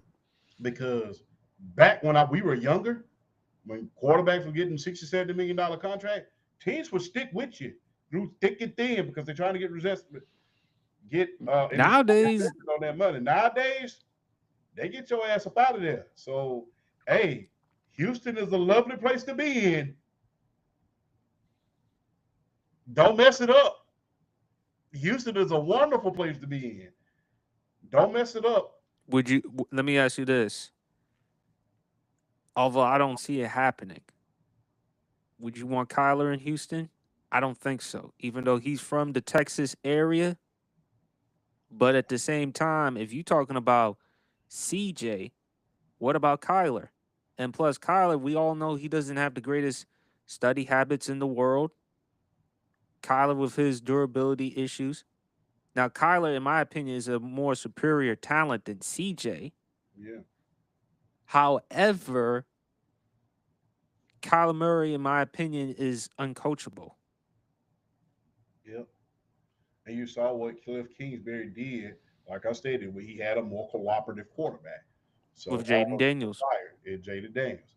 But I don't know at this point, because the thing is, it seems like the same thing that happened to the Miami Dolphins in the early 2000s, when they had that hell of a defense, when they had Sam Madison, when they had Patrick Surtain Sr., when they had Alawala Ogunleye, when they had Zach Drew Thomas, Gray Jason out, and Taylor. Jack Thomas, Brock Berry. It seems like this defense is being wasted, and you're only going to have a short period of time before these defensive players, especially a Will Anderson, it's time for them to get paid. So, hey, you got to do your part, because you got to ask yourself, with Drake May not playing well, if you would have played decent, could your team have made it to the Super Bowl for the first time ever and taken the team in Houston? Probably so. That's how good that defense was. Mm. But, you have to be a kingmaker and put the team on your back. All right, big fella, I gotta really ask you this question. It's painful for you as an Atlanta Falcons fan. Do you think it's time for y'all to move on from James Pierce Jr.? Yes, Considering what he's accused of, for those who may not know, he's accused of domestic violence regarding the WNBA player Rakia Jackson from the LA Sparks, yes. from the LA Sparks, and allegedly he ran his car to hers. James. Listen, I understand Rakia is a cutie pie. She's a beautiful woman. But young man, you live in Atlanta. Now, I'm not trying to tell you to go out there and be Stephon Diggs, but understand where you're at. You are in Atlanta, young man. That's the thing. No need to crash out. And the thing is, she was playing in Unrivaled at the time. I don't think she's playing anymore at this point because of that. So, not to mention, it took 6 police officers in order to bring him down, get him down on the ground, ran over. Look, look. Let's not sugarcoat this thing. Like that cop said, his behind looking to be alive. He rammed that cop's knee, damn near ran him over. So yeah, I mean, and you got to ask yourself, if you don't cut him, then what kind of precedent are you setting, and what are you saying to your women's fans? and the women in Especially, Atlanta. And the thing is, we understand he's a talented pass rusher, but what are you saying?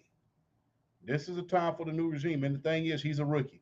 All of that guaranteed money, if he's suspended, automatically off the books because he'll have no more guaranteed money.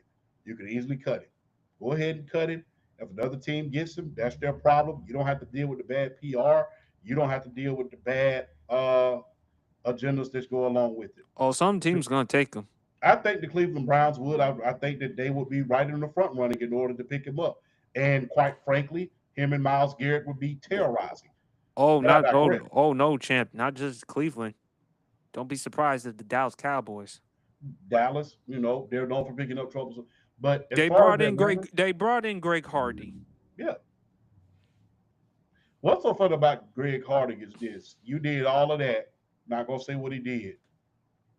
You did all of that, and ever since then, you be getting your ass whooped every time we look up in MMA.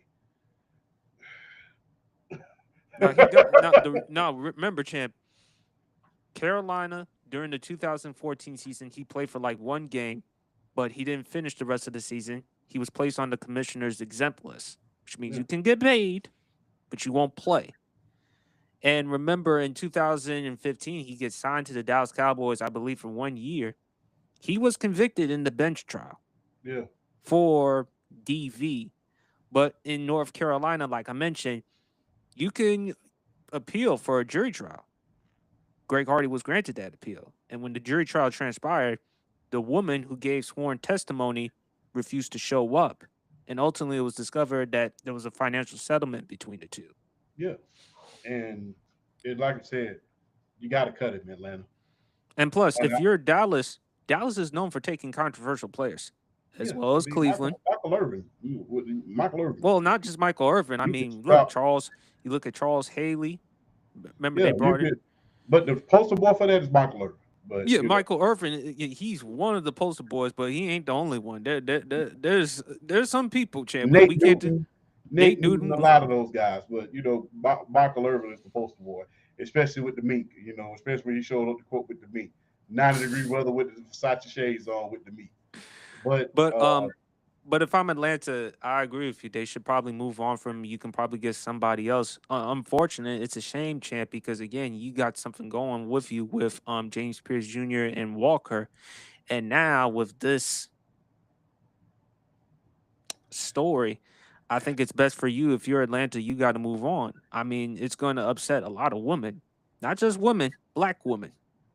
well, the thing is this: there were character issues coming out of Tennessee when he first got there. That's how come he was slipping in the draft.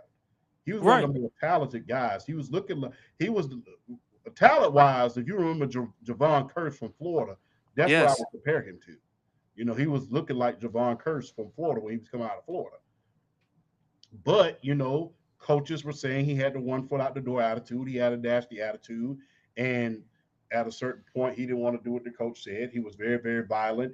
And hell, even in practice in the Atlanta, he got into a fight damn near every day.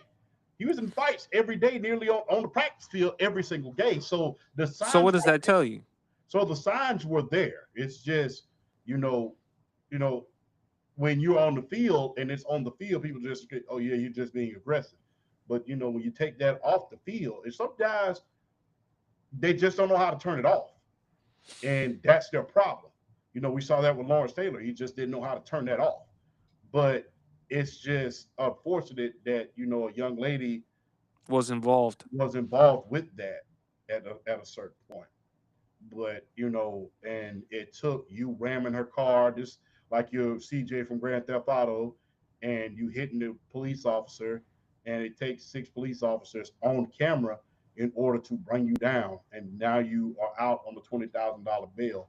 So it's gonna be interesting to see what happens in this situation. I think they should go ahead and cut it.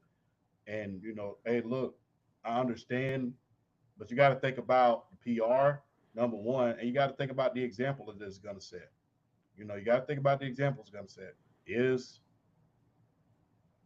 you know, you got to think about that example it's going to set, especially in the mecca of black women. like That's an Atlanta, like I Georgia. mentioned, Champ, because when you think of Atlanta, You predominant, think about black women, and guess what? and if they see, because remember, if you thought what happened with Ray Rice in Baltimore, Oh, they will burn that damn stadium to the ground. So that look, see what I'm saying? look, you got to do something. Even if that's, and the thing is, what pisses me off about the situation is, I feel like everybody's kind of dragging their feet with this situation. When we saw Calvin Ridley, he got suspended for a year over $1,500. Remember that? So if You talking Calvin about wait? Ridley, Are you referring to the gambling thing? yeah, the FanDuel, he was on Yeah, FanDuel FanDuel. Yeah, I for remember that. $1,500. He got suspended for $1,500. So So what? if he got suspended for 1,500 damn dollars, this guy better be suspended for a damn near a year at least. So that's just the thing.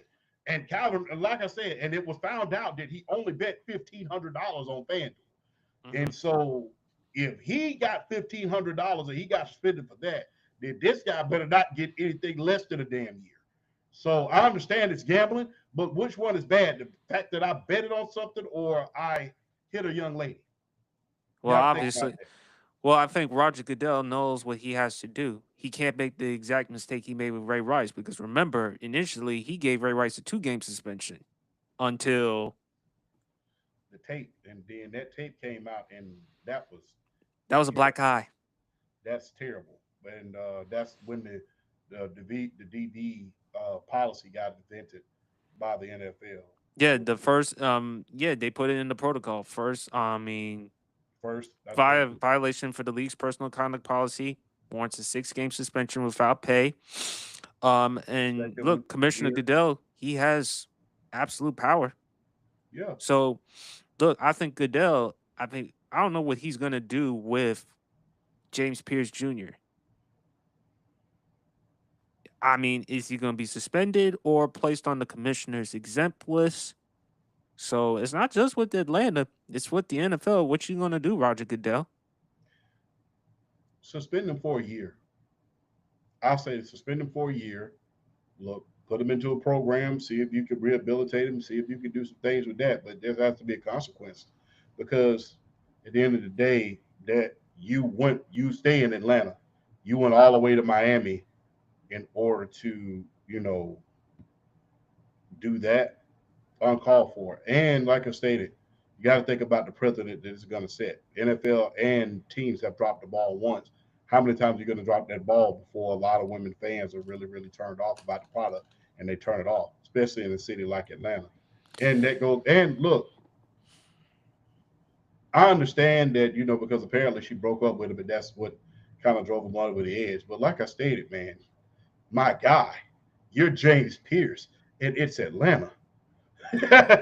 Look, only by the criteria, how they by the criteria of the internet, you know what I'm talking about, the TikTok talk, as far as relationships Instagram. go, and the Instagram talk, as far as you fit the mold for a Yeah. lot of cats. So I mean, it's full of them. So you're But I outnumbered 20-1 in Atlanta, James Pierce. So I mean, that's no reason to crash out on somebody and just go to Miami and just have a hissy fit.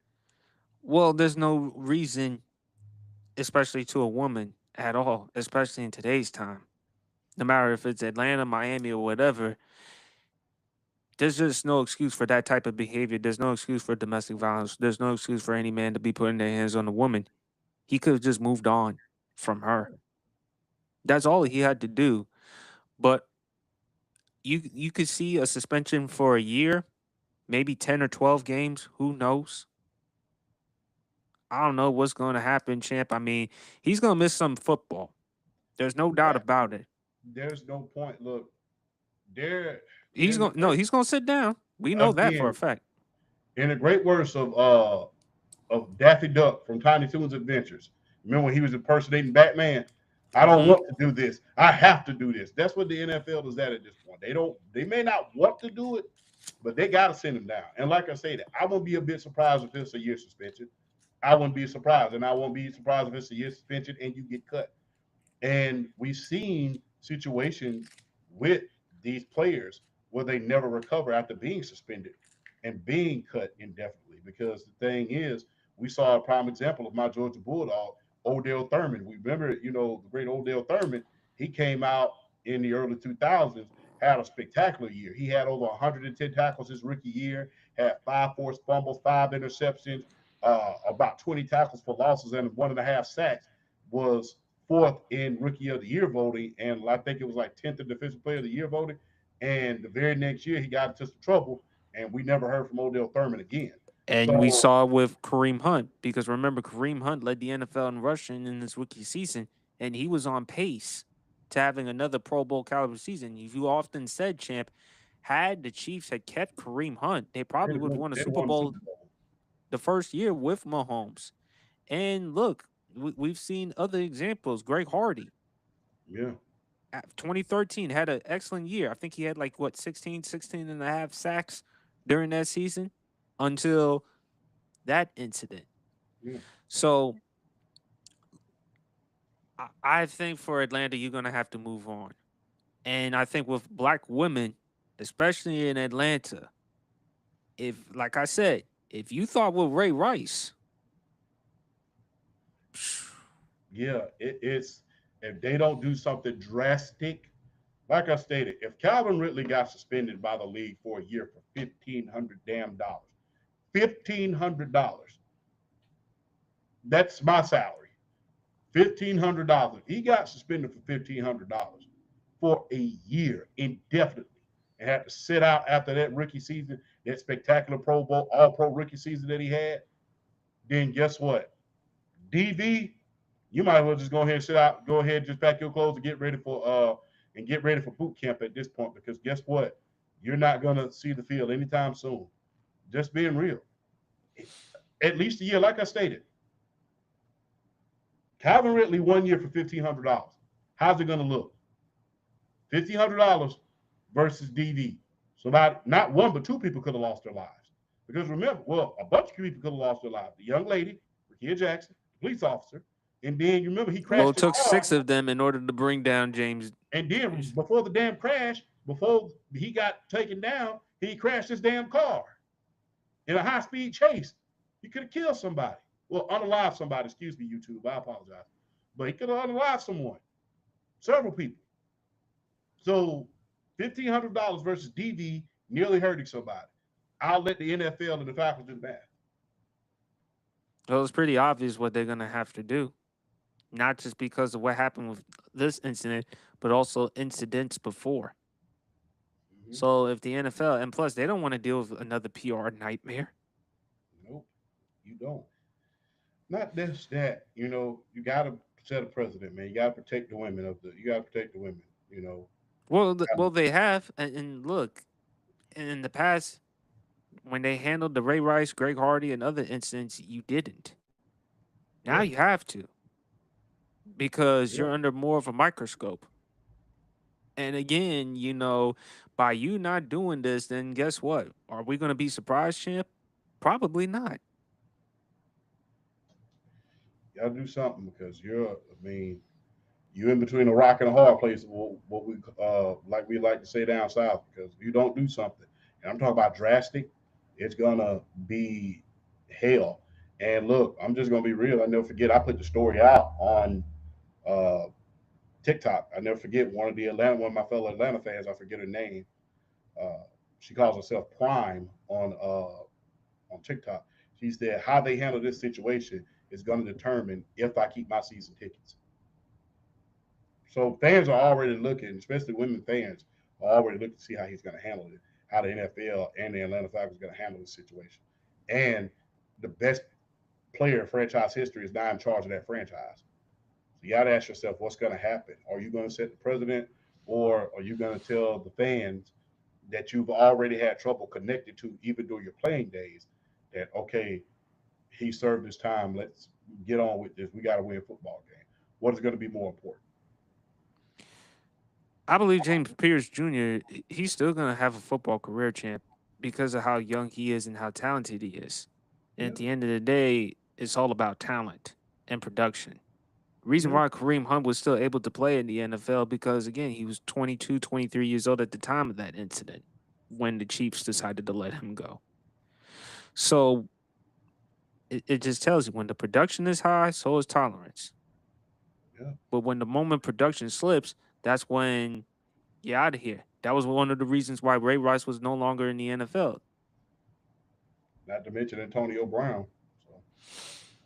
So Well, I don't want to compare Antonio Brown to Ray Rice. I mean, a bad example by myself. Sorry to the people in TV land, but that was the yeah, only the example I reason could no, think of. it's all good. But the reason why I didn't want to use that example because Antonio Brown, we talk about guys who can't get right with Rasheed Rice.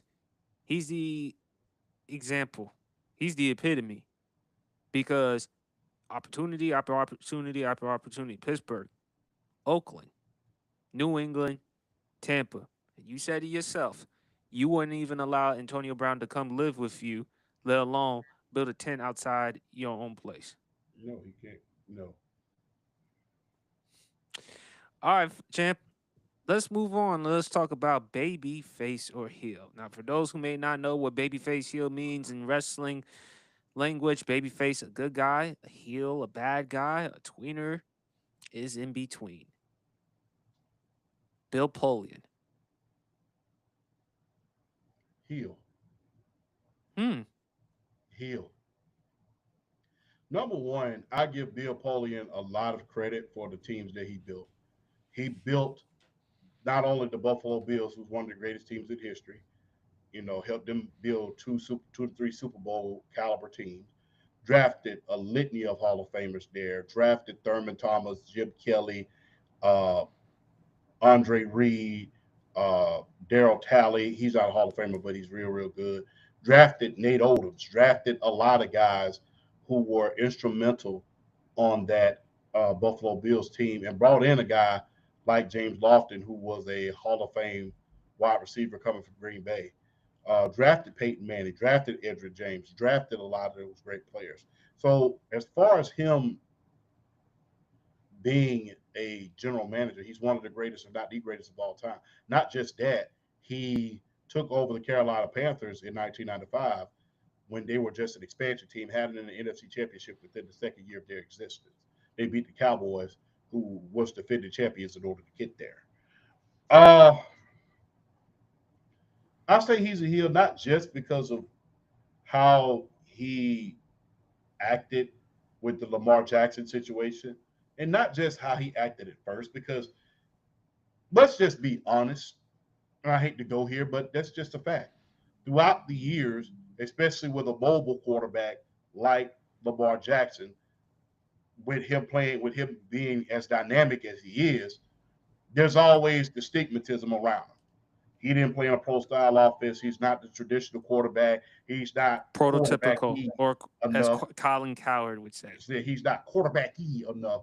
What the hell does that mean again? I still don't know what that means. It's been almost a year since that shit was said. It means quarterback being presidential. He wants his quarterbacks to be presidential, saying and doing all the right things, playing into the right type of standard a quarterback is supposed to be, which is just a bullshit way. So yeah, you know what I'm saying? It's not quarterbacky enough. And even when he got proven wrong, not once, not twice, but three times, still's not going to admit, okay, I was wrong as a general manager. Like you were wrong. Plus the things that you had to do with as far as keeping Bill Belichick and Robert Kraft out of the Pro Football Hall of Fame. Not just that, if you did it, own up to it. That's the thing I have a problem with Bill Polian. Accountability. Be accountable. You're a general manager. You're a former analyst. You put teams together. You were in charge of teams. Be accountable. If you were wrong about Lamar Jackson, say you were wrong. If you were wrong about if you kept Bill Belichick and Robert Kraft out of the Hall of Fame, say that your vote kept them out of the Hall of Fame. And that's fine. At least you owned up to it. I will respect you more if you tell the freaking truth.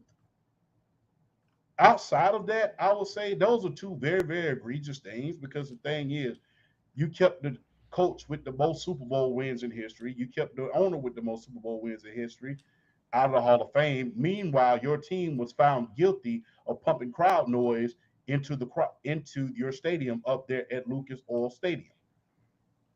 That was your team that did that. That happened under your watch. And it was found out that you would turn the heater on quarterbacks, mainly the great Matt Hasselbeck, when he had the flu. You turn the heater on him. All of this happened under your watch, but yet you are talking about Spygate, Deflategate. This all happened under your watch. There's a lot of hypocrisy to be said about that. As far as you being a general manager, you and Sam Presti are on par with each other. Because I look at the Hall of Famers that Sam Presti has drafted, and I look at the Hall of Famers you have drafted, and I look at the teams that Sam Presti has put together, and I look at the teams that Bill Polian has put together, and they're right on par with each other. They both only have one especially in championship, Indianapolis. especially in Indianapolis. And like I said, that wasn't even his best general manager job. His best general manager job, in my humble opinion, was in Carolina. Expansion team, about a second year NFC Championship appearance. True. About the second year. But I So do think Indianapolis, it does help champ by not only by drafting them players, but also getting in Tony Dungy. Bringing in Tony Dungy, going from Tampa Bay, knowing what he put forth in that defense, even though they won the Super Bowl with John Gruden. And again, for anyone who think that John Gruden was a great head coach or a better head coach than Tony Dungy, stop. yeah. Look, you're healed not just for what you did for not just about the things that you said about Lamar Jackson, but for keeping them out of the Hall of Fame and not owning up to it. And and with some of the things that happened in Indianapolis under your watch, I can't. The pot can't call the kettle black. You can't be responsible. Your teams can't be responsible for pumping in fake crowd noise and turning on the heater while Matt Hasselbeck is sick, and then now you want to well, the Flake Gate. Well, look at Spygate. No, that's not how it works. If Not to mention, anybody, champ, you also mentioned that he cheated. yeah. So So for you to hold somebody against Spygate Deflategate when you have cheated yourself, yeah, like I said, the fake crowd noise, the turning the heater up in the games. Yes, you pump fake crowd noise into your arena. It was found out under your watch. It absolutely was. So guess what? You can't you can't snitch and not get time. So that's the thing. That's how come I hold him as a heel. Not just because of the Lamar Jackson, but because of the hypocrisy. You can't talk out of both sides of your mouth. Either you're gonna be one way or another. You can't sit around here and talk about Deflategate and Spygate. Meanwhile, you have instances where your team is cheated and your franchise is cheated. And does the fact that your team was getting its behind kicked by Bill Belichick and Robert Kraft every year had anything to do with your vote? I'd like to think that it did. So because of that, I have to give you a heel. Greatest general manager, arguably of all time, drafted 10 Hall of Famers. 10. 10. Nasty. Took expansion team. Only 1 year in existence. Next year, NFC Championship appearance. But heel because of the hypocrisy that you did and the lack of accountability. all right, this next person I'm about to bring up may be a bigger heel than Bill Polian. Hmm. Rush Limbaugh. Next,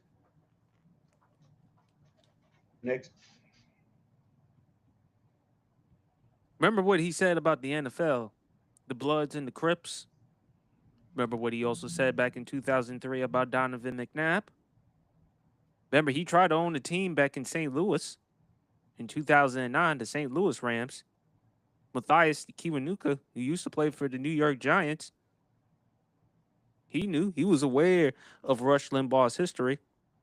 And he was like, look, if he wants to own a team, fine, whatever. One thing for sure, I ain't going to play for him.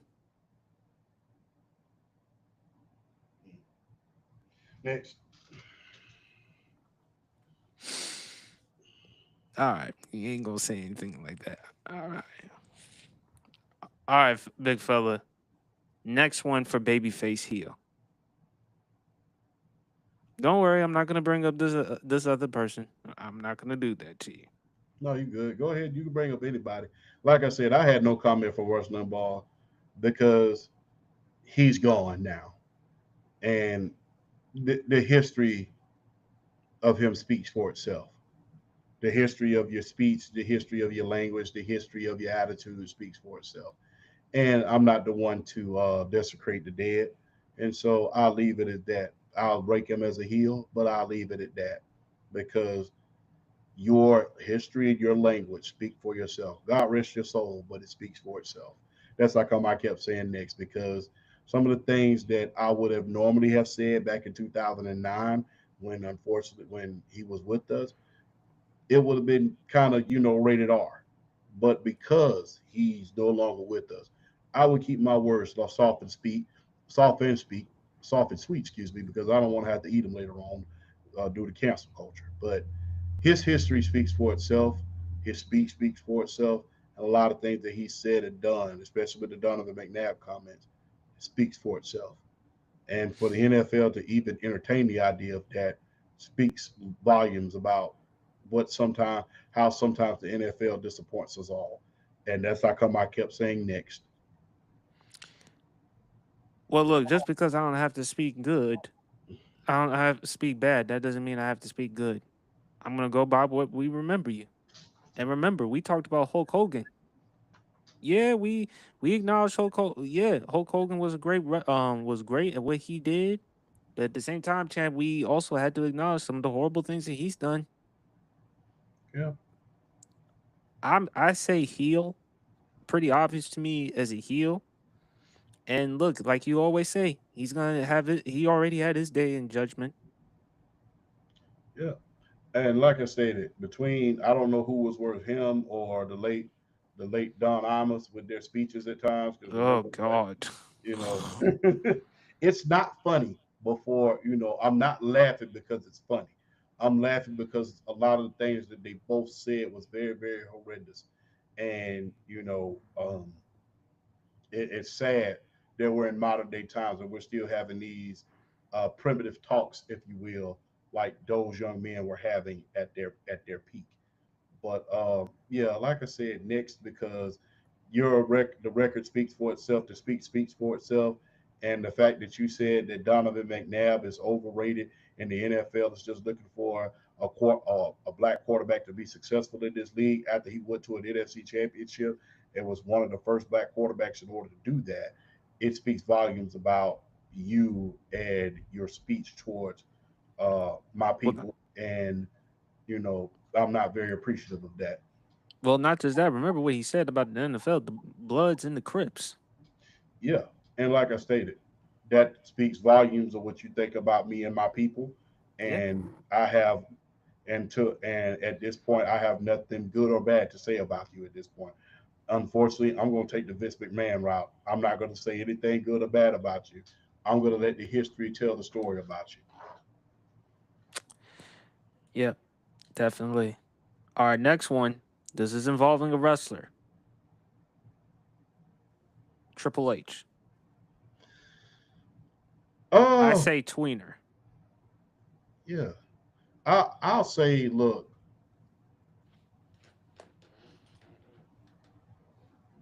let me see.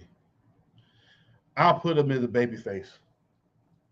I'll put him in babyface category. There's a lot of flaws with the booking that he's doing. And the thing is, a lot of the shit that's going on in wrestling been going on way before Triple H got into the business. Way before Triple H got into the business. We've seen a lot of black wrestlers get buried in the Vince McMahon era. We saw a lot of black wrestlers get buried during the Bill Watts era. We saw a lot of black wrestlers get buried in WCW, the Jim Crockett promotions. We've seen a lot of guys get buried during that time, and we've seen terrible booking. And the thing is, look, I don't put the state of wrestling all on Triple H at this point because right now, look, I think about it like this: I compare it to Showtime at the Apollo when it was a locally funded business and things of that nature. Everybody who knew the business for so long had their claws in it. They knew the business in and out.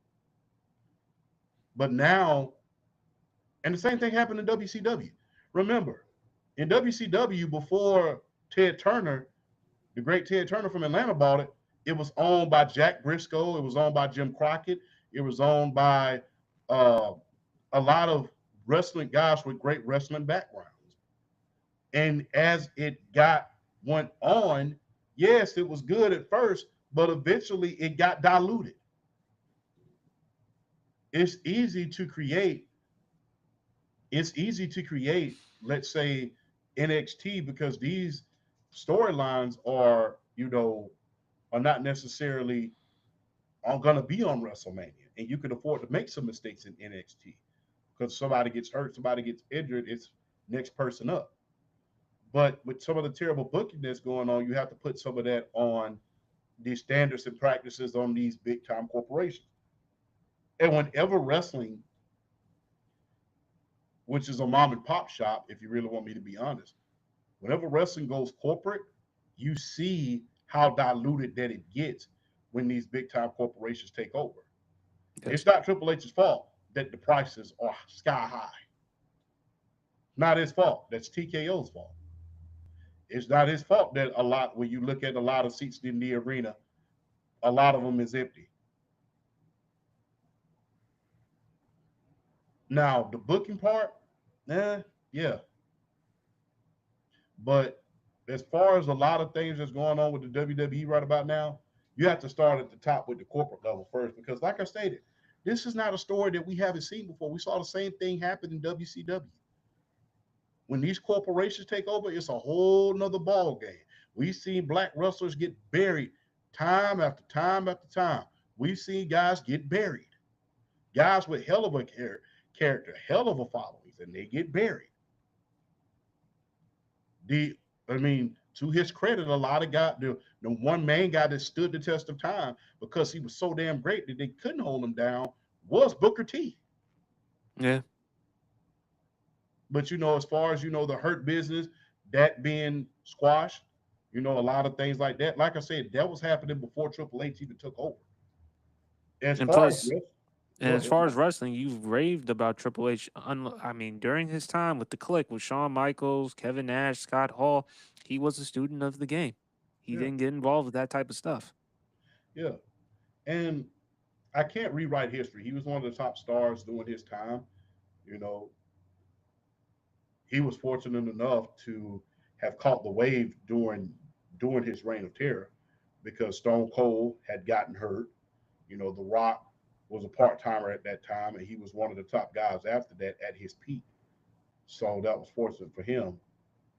But a lot of stuff that's happening right now in wrestling nowadays, I don't necessarily put all of that on trips. I put a lot of that on the corporation. Now I will rephrase my take on that, and I will say tweener because of that. Because as the student of wrestling, you being up under Vince all of those years, you should know what wrestling is supposed to be like, and you should fight to the end because of it. But at this point in time, the reason why I leave him tweener is because a lot of black wrestlers have been getting buried long before Triple H. And like I stated, a lot of this stuff that's going on right now, or a lot of the things that we saw with WCW kind of repeating itself. These corporations come in and take it over. They don't know nothing about wrestling, and they're just trying to put the corporate stamp on it because it makes a shit ton of money. I say tweener. People just look at Triple H as the epitome of nepotism because of being the son-in-law to Vince McMahon, the husband to Stephanie McMahon. But Triple H, we act as if he wasn't that good. I was watching, I think it was Malik's Clip Champ. Correct me if I'm wrong. I think it was like Malik or somebody, and they brought up a great point about Triple H.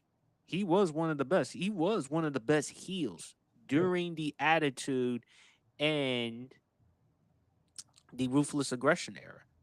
So we can't disregard that. I mean, of course, one of the best things as a heel. Although I hate it if you're a Shawn Michaels fan, when he hit Shawn Michaels in the back with the sledgehammer after Shawn Michaels beat him at SummerSlam in 2002. And then Jim Ross, I was you, just about to. Does he not have any heart? Does he not have a you, soul? you son of a bitch. Yeah, Jr. Look, Jr. They need to give him one last hurrah. They need to have him a good send off if he's healthy enough. They need to let Yes. him commentate if he's healthy enough. One more match, because that was the best commentary that you ever want to see. Um, but as far as Triple H was concerned, I'll say look more. I'll say more in the ruthless aggression era than the attitude era. He was a Ruthless, better yes, heel in the he was attitude. he Yeah, was more, but in the attitude era, he wasn't that shabby though. Ruthless he is when wasn't you that saw shabby. much more. It was just that, and he learned a lot. Obviously, he was involved in the curtain call incident. He was supposed to win King of the Ring. Unfortunately, that didn't happen to him. It ended up going to Stone Cold Steve Austin. He recalls the quote his father-in-law told him: "You're gonna have to learn how to eat shit and like the taste of it." Yes, And indeed. it cost him a huge deal. I hated it for Triple H because he was the only one that was punished. You couldn't do nothing with Kevin Nash and Scott Hall because they were leaving. They were going to go to WCW, and Shawn Michaels was the champion. So there was only one person you could punish, and that was him. But he did maximize his potential. I mean, he did become one of the best heels, especially during the ruthless aggression era. I mean, the rivalries he had with HBK. Then, of course, with John Cena. One of them was Stone Cold. I love the three stages of Hell match. Yes, yes. Yes, Three yes, stages of hell. I mean, no. I look. People talk about his record in Hell in a Cell. Do you know Triple H is 3-0 in three stages? Well, is he's 2-0-1 in three stages of Hell. Because remember he had that uh, three three falls match with the Rocket fully loaded back in 1998. Time ran. yes. But three stages of hell with Shawn Michaels in 2002 at Armageddon. Then the one with Stone Cold Steve Austin in 2001. Those One. were two matches to remember. And I think his legacy gets lost because in the Attitude Era, Stone Cold was the man, Stone Cold and Austin. But then as Austin fell and Rock Rock was part timer. Park was part timer, then you saw Triple H step in, make a bigger role, make the new version of the Four Horsemen and everything of that nature. And he was able to do a lot. But like I said, I label him tweener because a lot of stuff that is going on in wrestling has been going on for so damn long that you really can't put it in nobody. It's kind of like, you walking out in the street and you seeing potholes in the street in Columbus and New Jersey. Like this shit been here way before the mayor got here. So why the hell am I blaming it on the mayor when the mayor before him didn't do anything? So you just walk down the street and you slow your car down when you when you go around the potholes and hope that nobody hits you in the back. But high ticket sales, really his fault? No. When it was under Vince, it was affordable. Booking, Could hold be on, much better. could be very much better. But like I said, But and I like do I like the said, talent. I do like some of the young talent that he has, though, in the yeah, WWF. I think Sean does a better job with NXT as far as with the booking yeah, than Triple H does. yeah, I think he does do a better job. But like I stated, when you're at NXT, you can afford to make a mistake or two because that's their version of indie wrestling. You can afford to Right. make a mistake or two. It's not a when you are It's when not a you bigger are stage, obviously, than it's the not a bigger stage, WWE. but But I think with Triple H, though, I think he's tweener. I can't completely call him a heel. I mean, and besides, look, there are a lot of people who are going to criticize him. One noticeably Bret the Hitman Hart, and we all know he's still. Well, I mean, look, one thing that we love about Bret though, he's consistent though. He's not he's afraid to say consistent, whatever's but on he his mind. is a whining son of a gun. He is a. I mean, remember the character that he had in 1997? Yeah. Yeah, when Sid powerbombed in at WrestleMania and said, "Now you get your whining ass out of here." That's Bret Hart. That was his true nature, and now you're seeing it at this point. It's just like, guys, But we've let seen it. it But we've go. seen it before, champ. He still can't get over the Montreal screw job. To which I don't blame him because he was screwed. Vince told him he and plus he had creative control, reasonable creative control. So where I will get on Bret Hart though, the Goldberg. Because you and Flash have brought up that it wasn't really Goldberg's fault. I'm sorry. The thing was this: him and Goldberg both said this. They both said this, and who unalived to WCW, right? He said the only thing that I remember is Goldberg saying, "Watch for the kick," and he said Goldberg. In the interviewee asked him, "Did you say watch for the kick?" He said, "Yes, I did." And he asked Bret Hart, "Did he say watch for the kick?" He said, "Yes, he did." But he said, "When was the last time Goldberg did?" I'm like, bro, he said watch for the kick when he pushed you into the ropes. He said, watch for the kick. So if I tell you, look, if you tell me, hey, champ, watch out for those green cheeseburgers over there. They got mold and shit on it. All right? Don't eat that shit. And then you leave out the room and you come back and see me munching. How's that your fault? It ain't. It's you warn me. Hey, watch for this. This is what's coming. This is a choreograph. I don't benefit from hurting you. You're the veteran. Watch out for this kick I'm about to throw. Protect yourself. I'm about to get ready to throw it. And Bischoff, and look, I don't always agree with everything Eric Bischoff. Like I said, champ, the reason why they screwed Brett wasn't because they didn't trust Brett. They didn't trust him because of Yeah. Eric Bischoff. I asked you, even though you don't believe the Medusa incident had anything to do with it, I still asked you the question: would you trust him? You said you wouldn't trust him as far as I could throw it. Nope. But the thing, well, where I will agree with Eric Bischoff is this: wrestling is a dance, and the person who's in that senior position has final say. That's Bret Hart. Bill Goldberg, the only reason why he went to wrestling is because his accountant convinced him to do wrestling. He really wanted to play football. After all, played for your Georgia Bulldogs, used to play for your Atlanta Falcons. That's what he wanted to do. Didn't want to be a wrestler. Didn't grew up studying wrestling the way Bret Hart did. But Bret's not going to let it go. But the only reason why I brought up Bret Hart because we all know Bret is a notorious critic of Triple H. But the thing is with Triple H, whether you like him or not, he doesn't care. Nope. He doesn't care. He's going to make his money. He's going to find a way to entertain people. I think he gets a lot of criticism because of being the son in law to Vince. Yeah. But he did bring up a valid point. People always are going to get jealous after success. Well, I mean, but champ, let's not act as if nepotism has never happened. I mean, look, nepotism. Look, I I'm gonna just be real. I don't necessarily frown upon nepotism. If I ever get a contract or one of us get a contract or something like that, guess what? If this is a big if I ever have a kid or a son or a daughter, guess what? I'm gonna do everything I can try to get them a job. I mean, that's what it's all about. And the thing is, half the time when somebody gets a job, it's not because they're good at the damn job. It's because they got a reference from somebody that was important. We have seen this more times than not, even in the real world. You'll have all the credentials, but because this guy knew somebody and had a relationship, he gets the job. And that's how it worked. I mean, Mm-hmm. nepotism or not. And we can't deny, even before the nepotism kicked in, he had good ideas. Him and Shawn Michaels was way ahead of their time as far as the Attitude Era was concerned. It wasn't until Vince started getting his behind kicked in the ratings that he finally turned to that idea.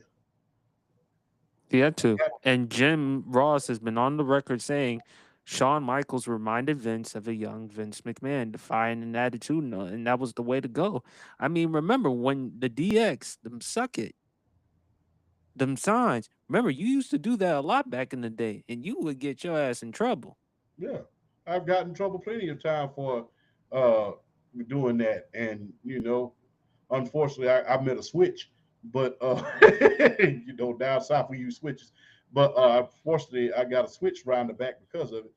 But but yeah, I mean, you got to ask yourself this: people are always going to talk about if he wasn't the boss's daughter or whatever. But Triple H had longevity and he was talented even before that run started happening.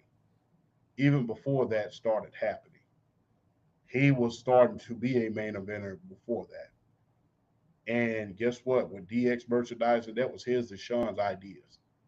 So once he became WWF champion, they took him into the stratosphere. He was a working heel. He was a student of the game. And like I stated, a lot of stuff was been going on since before Triple H became the general manager or whatever the hell you want to call it, what he is right now, the CFO. But certain stuff has been occurring in wrestling since the beginning of time. So I'm not going to point at Triple H and say, well, that's your fault. Granted, we all want the guy to come along and change things, but unfortunately, you know, Yeah. this ain't that day. All right, we'll go with one more baby face or heel because we still got time. I think this is pretty obvious as a baby face. Mick Foley. Oh, Mick Foley is a look. There should be a light. Nicest guy in the wrestling business. I have not heard not one person say a negative thing about Mick Foley. Now Yeah, you can say what you want about him, the wrestler. I thought, in my opinion, he took too much punishment than he should have taken, but a great guy. yeah. Jim Cornette loves him, and I couldn't. I agree more. If he, you know what, Jim Cornette is kind of like that mean ass neighbor we all used to know that used to sit on his front porch with a shotgun and dared you to walk in his yard. And if your ball fell into his yard, you would have Yeah, to yell up. You'd have to yell up to him and say, "Mister, can I please get my ball out of your yard?" And he'll say, "Yeah, but get the blank out of my yard." For him to say something like that, you've obviously left an impression on the business. And remember, Mick Foley. You remember Jim Cornette had to convince Mick Foley to come back yeah, after I the remember Montreal that. screw The job. night that after the screw job, Because he the door called opened, because the Cactus door and first. said, "Look, Vince is going to be set for life. Sean's going to be the champion, making almost $1 million. Brett is going to leave for a different company, obviously for more money. Yeah, But he's making unless if $3 million. Bret Hart's going to send you a check, how are you Yeah, going to feed your family?" he set out and he came on back and they allowed him to come back. And look, man, there's not a lot of instances where the nice guy wins. We see a few. We see it with Clay Thompson. We see it with Russell Wilson. And I put Mick Steph. Foley in that and I put Mick Foley in that conversation. There should be a segment. There should be it should be babyface heel then Mick Foley to the Nicest guy point in the where wrestling business. and I never forget what Jim Cornette said. He's too blank and nice to be in the wrestling business. This is for cutthroat sharks out here. Mick Foley, for him to be that nice and that pleasant and be in the wrestling business is it says a lot about him because he said there's a lot of vultures in this wrestling business, and Mick Foley wasn't one of them. And for And him to I've break, often and I've often said, champ, you have to be a certain individual to really piss off a guy like Mick Foley. Remember Hulk Hogan, rest his soul? Remember what he said off the record yeah, about Mick Foley? While he was in the gym working out and training, while Mick Foley was in the back and eating cheeseburgers, and you saw how Mick Foley responded on off the record? yeah. And Mick Foley was great in his own right. Everybody's not going to be Hulk Hogan. Hulk Hogan had one of the greatest bodies I've ever seen. No funny business, but he had one of the best bodies I've ever seen. I mean, hulked up. Hell, I had Hulk Hogan's weight set when I was a child because you was trying to get like the Hulkster. You want to have the 24-inch pythons or what have you. You want to be quick. You want to have the jump rope and stuff. But not everybody's going to be that. Not everybody's the prototypical 80s movie star guy. And Mick Foley, he got by on his ability. He succeeded in not one, not two, but three companies. And he was able to succeed with not one, not two, but three different characters, including himself as a character. So, hey, headline WrestleMania in the first fatal four-way elimination matchup and was able to do a lot of great things. Mick Foley is one of the guys who I can really say like I said, when you talk about good guys always winning, good guys winning, there's rarely a story in this world where you can say the good guy won. He's the good guy. The good guy won. And when you think about guys like him, Clay Thompson, Russell Wilson, and just to name a few, you could really say, man, look, good guys do win. And one of those good guys is Mick Foley. And look, Mick Foley, I like you when you was at your especially when you was doing the thing as the commissioner. But can't deny, man, you was one of my heroes growing up, man. I enjoyed the halftime heat show when you pinned the Rock with the forklift. That was good, Mr. Sacco. You How was about able when he to, won the title against The Rock? yeah, a battle that single-handedly ended ended the Monday Night Wars. Now it took 2 more years for it to really end, but that right there, if I was Mick Foley, I would say this to my dying day. I killed WCW because everybody turned that damn killed WCW because nobody probably would have turned that show had it been probably anybody else other than Mick Foley. Well, he also did have help though. Yeah, he had help, but No, yeah, Stone but Cold, I'm sorry, Jim, but Stone Cold, hey, yeah, Stone Cold, but like I said, he did. I'm not discounting Mick Foley, but at the same time, it did help when Champ. Am I lying or exaggerating? When Austin, when you heard the glass broke, the fan, the arena erupted. I was shocked when because I was like, what the hell's he doing here? It was like, but But then he hit that Rock was with the steel chair, and but it was happy though to see Mick Foley win the title. That yeah, was an incredible moment. yeah. The good, like I said, the good Good. guy you won in life. It was so, like I said, it's rare that you see the good guy win in life. Well, in the court of public opinion, I will say, in the court of public opinion, No, it's he was a rare great that you, guy. No, he it's was a rare that great you see guy. that. And he was a great guy, and he was fun though with the commercials. Remember the Chef Boyardee commercials? Yeah, I remember that. And he was also on the TV show, the well-known '90s sitcom Boy Meets World. You know, he is revered.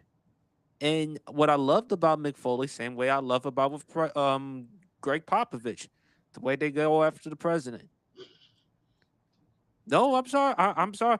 When it comes to the president, when you talk shit about the president, I will give you your utmost kudos because Mick Foley is a man of character, champ. He's a man of integrity, and he has morals and he has principles. So, look, even though it wasn't going to hurt the WWE as far as with ratings, I believe if Cena or The Rock had done something like that, yeah, it would have hurt. But Mick, hearing it from Mick, it's meaningful. Yeah, I mean, plus Mick, he's not only a big physical guy, he's smart as a whip. He's smart. Yes, He's smart. known Wrote how to two take best. punishment. I mean, wrote two bestsellers on the New York Times and was on the New York Times. So he not only was a man in the ring, but the man outside of the ring too. And look, like I said, Mick Foley, like I said, I hate to be repetitive, but it's rare when you see the good guy win. You say the good guy won with that guy, and that was one of the most kindest, gentlest guys in the world. I mean, it was good to see, man. That was an epic time, and I'm glad to see he's still winning to this day.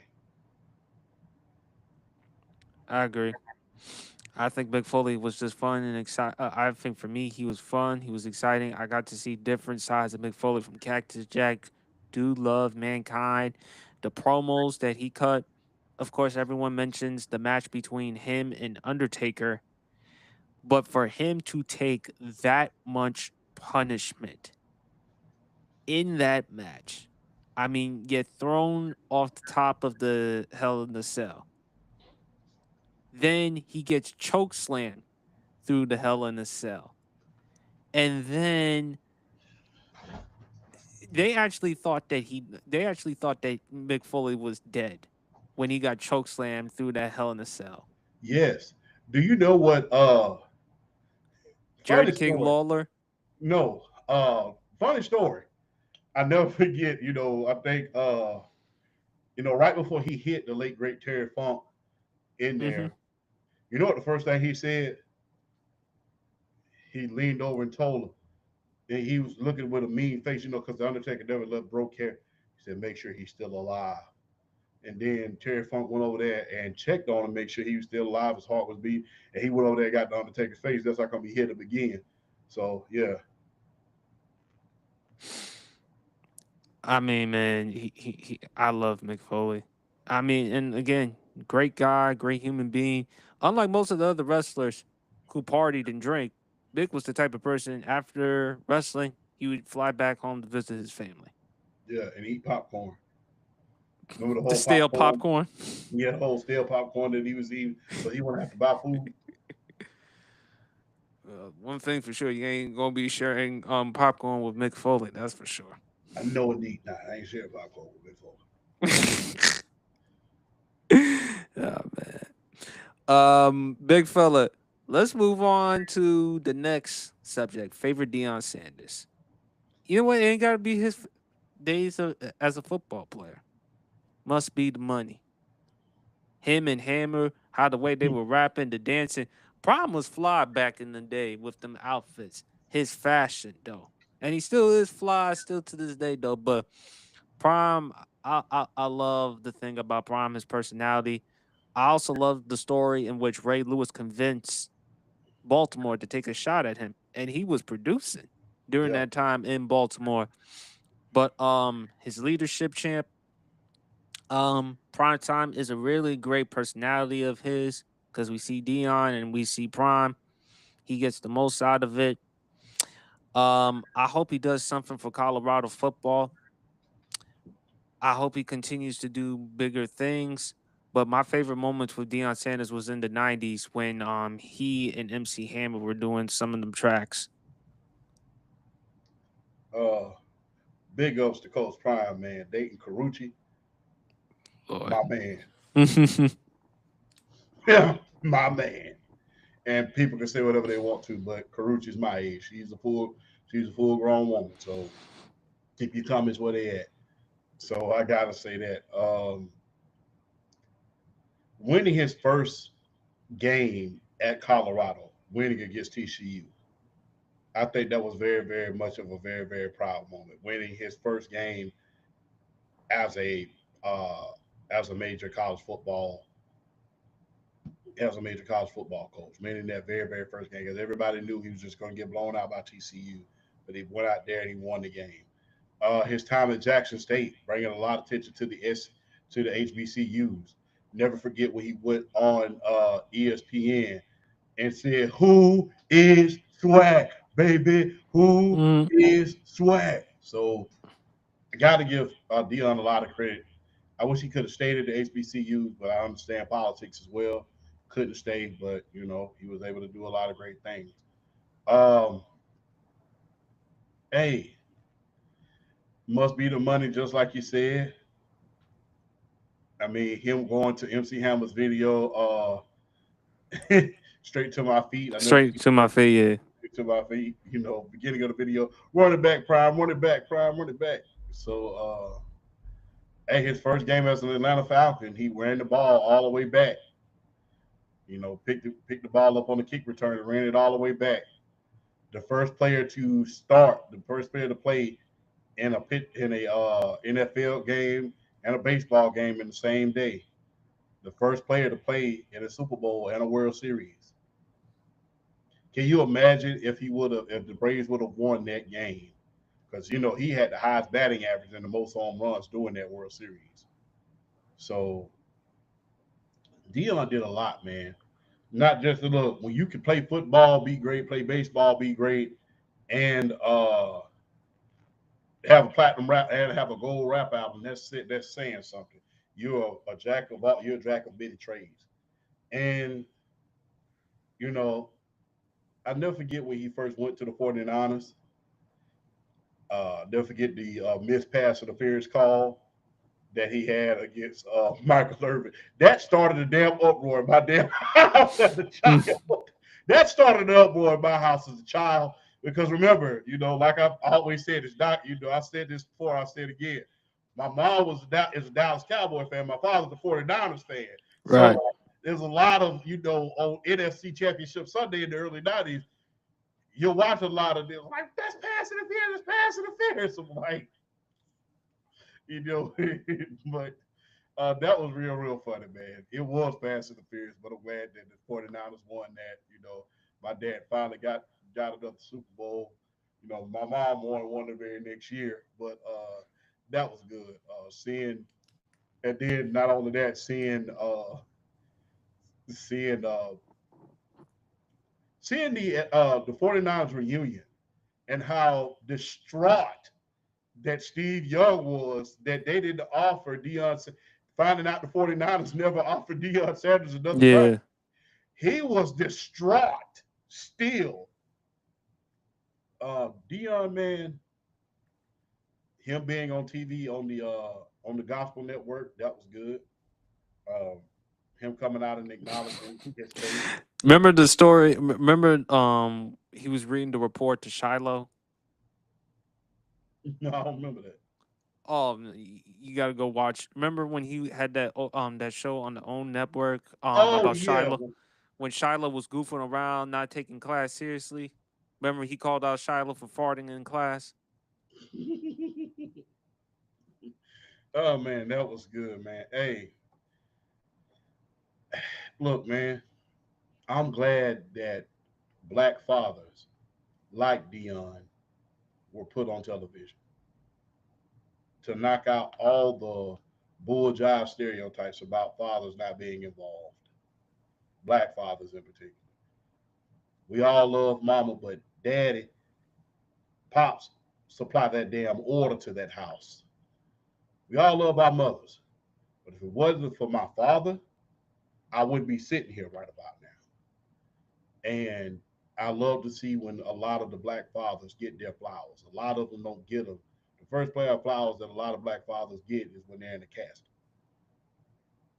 And I will give my father his flowers to this day, and I'm glad that Dion is still getting his flowers to this day. Can't wait till them new shoes come out. Gonna get me a pair of them and sport them this summer.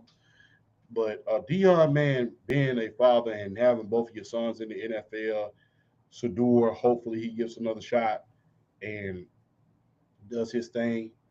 But Dion, a lot of good highlights, man.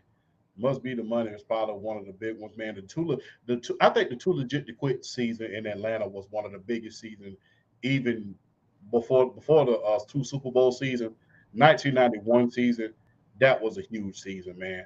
They made the playoff for the first time in 20 years, won a playoff game, beat the Dome Patrol, and was able to go face the Washington Commanders. And unfortunately, we lost that game, but due to turnovers. But that was one of the most memorable seasons, and Dion was a big part of that, man. And Dion, keep doing your thing, man. I want to see this go on for the next few decades. I love seeing it. Absolutely. All right, fella. One last one. Favorite Brandy track. Um, Sitting up in my room. I just love Brandy. How she talked about her and the late great Whitney Houston. Remember the movie that they were in together?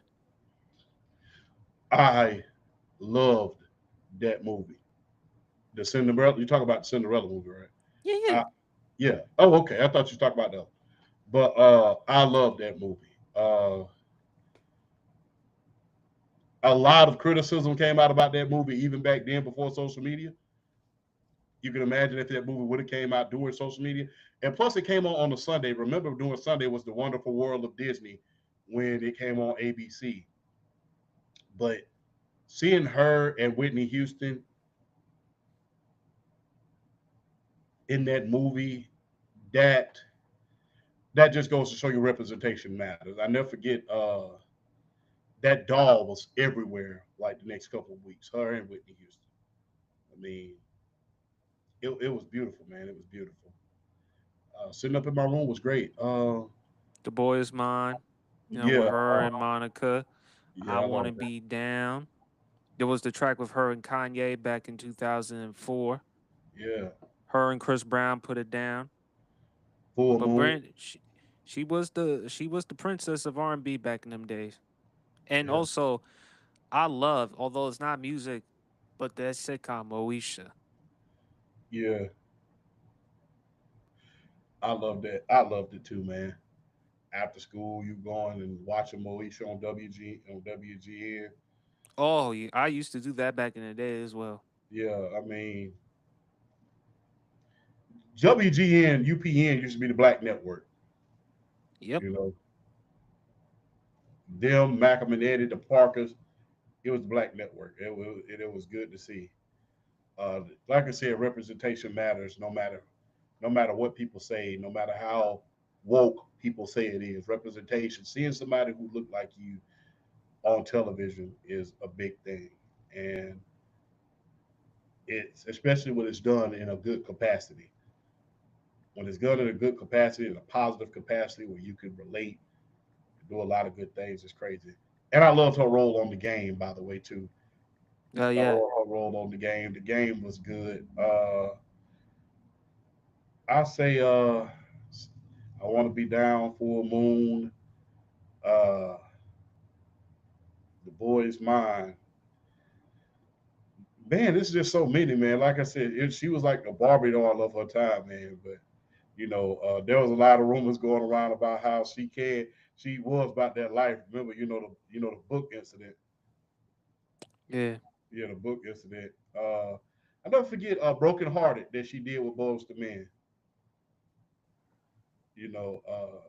One of the things that I use on TikTok a lot when somebody almost gets a victory. Back when I was first starting on TikTok, I used to use one of her songs. Everybody knows almost doesn't count, and I don't have nearly the voice that she does, so everybody would get a big kick out of that. So almost was great. Hey, put that on everything. Missing you, folded. Hey, that was one of the first Barbie dolls of the R&B, man. She was very that was special, and seeing her and Monica finally get together on the boy's mind is was epic within itself. And best friend, Mm-hmm. that was dedicated to her brother, you know, who unfortunately is going through his own little storm right about now. God bless him. You know, I'm hoping that was fake what we saw as far as him being at that show, because if it wasn't, that scary. So, oh man, Oh special. yeah. But yeah, love listening to Brandy. I mean, she was in the '90s, man. That was cool. But the Cinderella movie, that was a heck of a movie. And Moesha, man, I love the TV show. Always love. I, One of the things I loved about during our childhood, when we came home after a day of school, bad or a good day of school, I would always just go to the room. Other than Rap City and 106 in Park, I would watch Moesha, and it was that show, The Parkers, One on One. Then of course Family Matters, Full House, Fresh Prince, Martin, any type of show. Oh, I love them shows back in the days. Yeah, man. Like I said, representation matters no matter what people say. It matters. I love Malcolm and Eddie too. Malcolm and Eddie was Yeah. Eddie Griffin, one of the most underrated comedians in the world, bro. So But fellas, that concludes the rest of the Sports PSP podcast. Unfortunately, we couldn't do it with our guy BRF. Hopefully, he'll be back on next week. Big fella, any final words before we wrap up the show?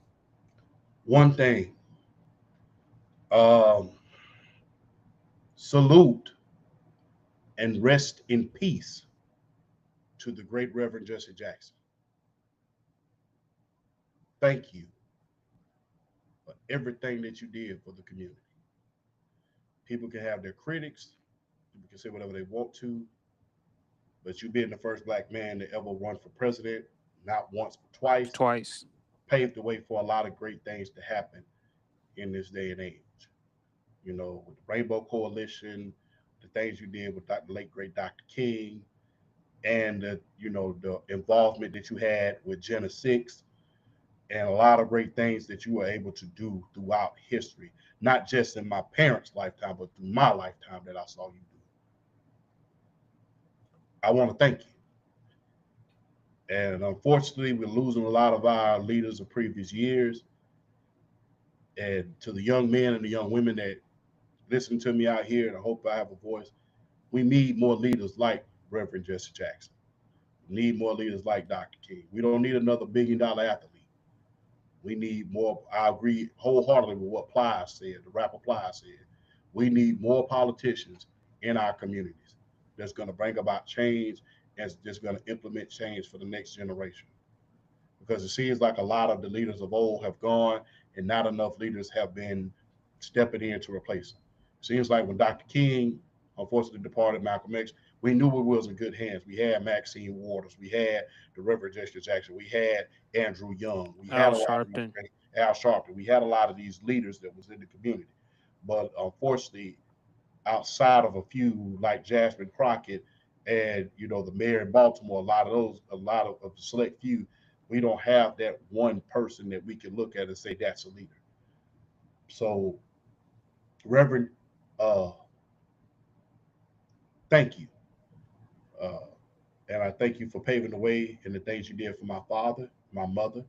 I thank you for the things that you did for me because without you, I wouldn't be able to sit on a podcast right about now. I wouldn't be able to go to a restaurant and eat what I want, eat where I want, drink out of a water fountain, do anything. It was guys like you, yourself, Dr. King, who laid the groundwork so we can do our thing today. And that should never be forgotten, regardless of criticism. And I just, like I said, I hate to be repetitive. I just want to thank you for that, man. I thank God. I thank my father. I thank our Father in heaven for putting you on this earth so that you could pave the way. And for that, as a former veteran, I salute you for everything that you have done. And thank you for paving the way. Any final words you got left, man? No, I had to send that shout out to the Reverend. I remember seeing the Reverend on Sesame Street. I remember him saying, "I am somebody." One of the greatest sayings that I ever heard Jesse Jackson say was, "Never look down on a man unless you're reaching down to help him up." And I think that's one of the most profound sayings in the world, man. Because so we live in the day, and I think people need to listen to that fucking message because we live in the social media age where everybody got some stupid shit to say, and it gets ridiculous after a while. It's just like every time you can't even go to the bathroom in public anymore without somebody saying, "Hey man, you see that dude go to the bathroom in public? I never use public bathroom." Man, shut up. So it's so many people, In the that words of Robin Williams, everyone you meet in life is fighting a battle you know nothing about. exactly. Be kind, So yeah, always. yeah. But I had to send that shout out to him because, and I appreciate all the tributes that he did, the involvement that he had with the WWE, uh, the involvement that he had with a little bit of everything with the community. And That was the more shocking to me when he was involved with the WWE. But just a pioneer, what he meant for the civil rights movement. Like you mentioned, Jam, not only once but twice to run for president. Whoever thought a black man could actually do something like that? yeah, So he gave us a hope. yeah, Keep hope alive. Keep hope alive. And he definitely gave that for a lot of black people. And yeah, I mean it's sad though. I mean, we're losing a lot of great leaders, a lot of great mentors. So now who's next? I mean, yeah, don't get me wrong, we have Jasmine Crockett. We have a lot of really smart, wonderful black men and women out there, but we lost a great one. yeah. We lost And a who lot of opened great. yeah, and who opened the door for us as black people because without him, we wouldn't be doing what we're doing. We wouldn't be having good jobs. We wouldn't be having able to get the right type of equipment to have a podcast. We wouldn't be able to have better lives. No. And one thing about his presidential run, I don't think he gets enough credit for this. He was the first presidential candidate to acknowledge the LGBTQ community. And that's saying something. And they're saying something, especially back in the '80s, especially when you had the a lot of the epidemics that was going on, especially in The 1988. HIV AIDS Yeah, epidemic. yeah, HIV, all of that was going on, the AIDS epidemic, all of that down there in San Francisco. So to him to be one of the first president, not just the first black candidates, the first candidate to acknowledge the LGBTQ community and talked about what the rights that he was going to implement once he was elected. That's saying something, especially back then. Remember, back in '88, this ain't 2020, this ain't 2026. Back then, a lot of stuff was not necessarily open. He was the first person very, very open about gay rights and LGBTQ rights. So it wasn't just the black community that he was affected. He was affected a lot of other communities as well. So hey man, big ups to the Reverend man. And look, appreciate the leaders, man. You may not look. I'm gonna just be real about leaders, man. You're not gonna always agree with them. You're not gonna always agree with them. But if they took their damn time in order to pave the way for guys like myself, PSP, my father, my grandfather, I mean things like that, then guess what? They need to be acknowledged. So, Reverend, I really appreciate everything that you did for the community and for the United States. And I hope one day we see another leader. I hope one day that your leadership paves the way for another another great leader just like you. So again, I salute and rest in peace. Definitely. Fellas, that concludes the rest of the Sports PSP podcast. Appreciate my man, Undisputed World Champ, always hopping on the Sports PSP pod. Shout out to the beautiful, lovely, talented, wonderful D. Hopefully, we'll meet again in New York City at some point in time. D gives all her love to me as well as the big fella, Undisputed World Champ. Shout out to a lot of great people helping me along the way with the Sports PSP podcast. Shout out to Mama PSP. Shout out to Angie. Shout out to Champ, BRF, Broad, everyone else, the whole nine. Thank you for everyone who's stayed in, tuned in to watch the Sports PSP podcast and to help the podcast grow. Enjoy the weekend on a peaceful note. Again, East Coast, better be careful because 6 to 10 inches of snow. But the rest of y'all enjoy the rest of y'all weekend. If you're going to drink, please drink responsibly. Have a good time. Be with friends and family. Enjoy the last few weeks of winter. And we is out.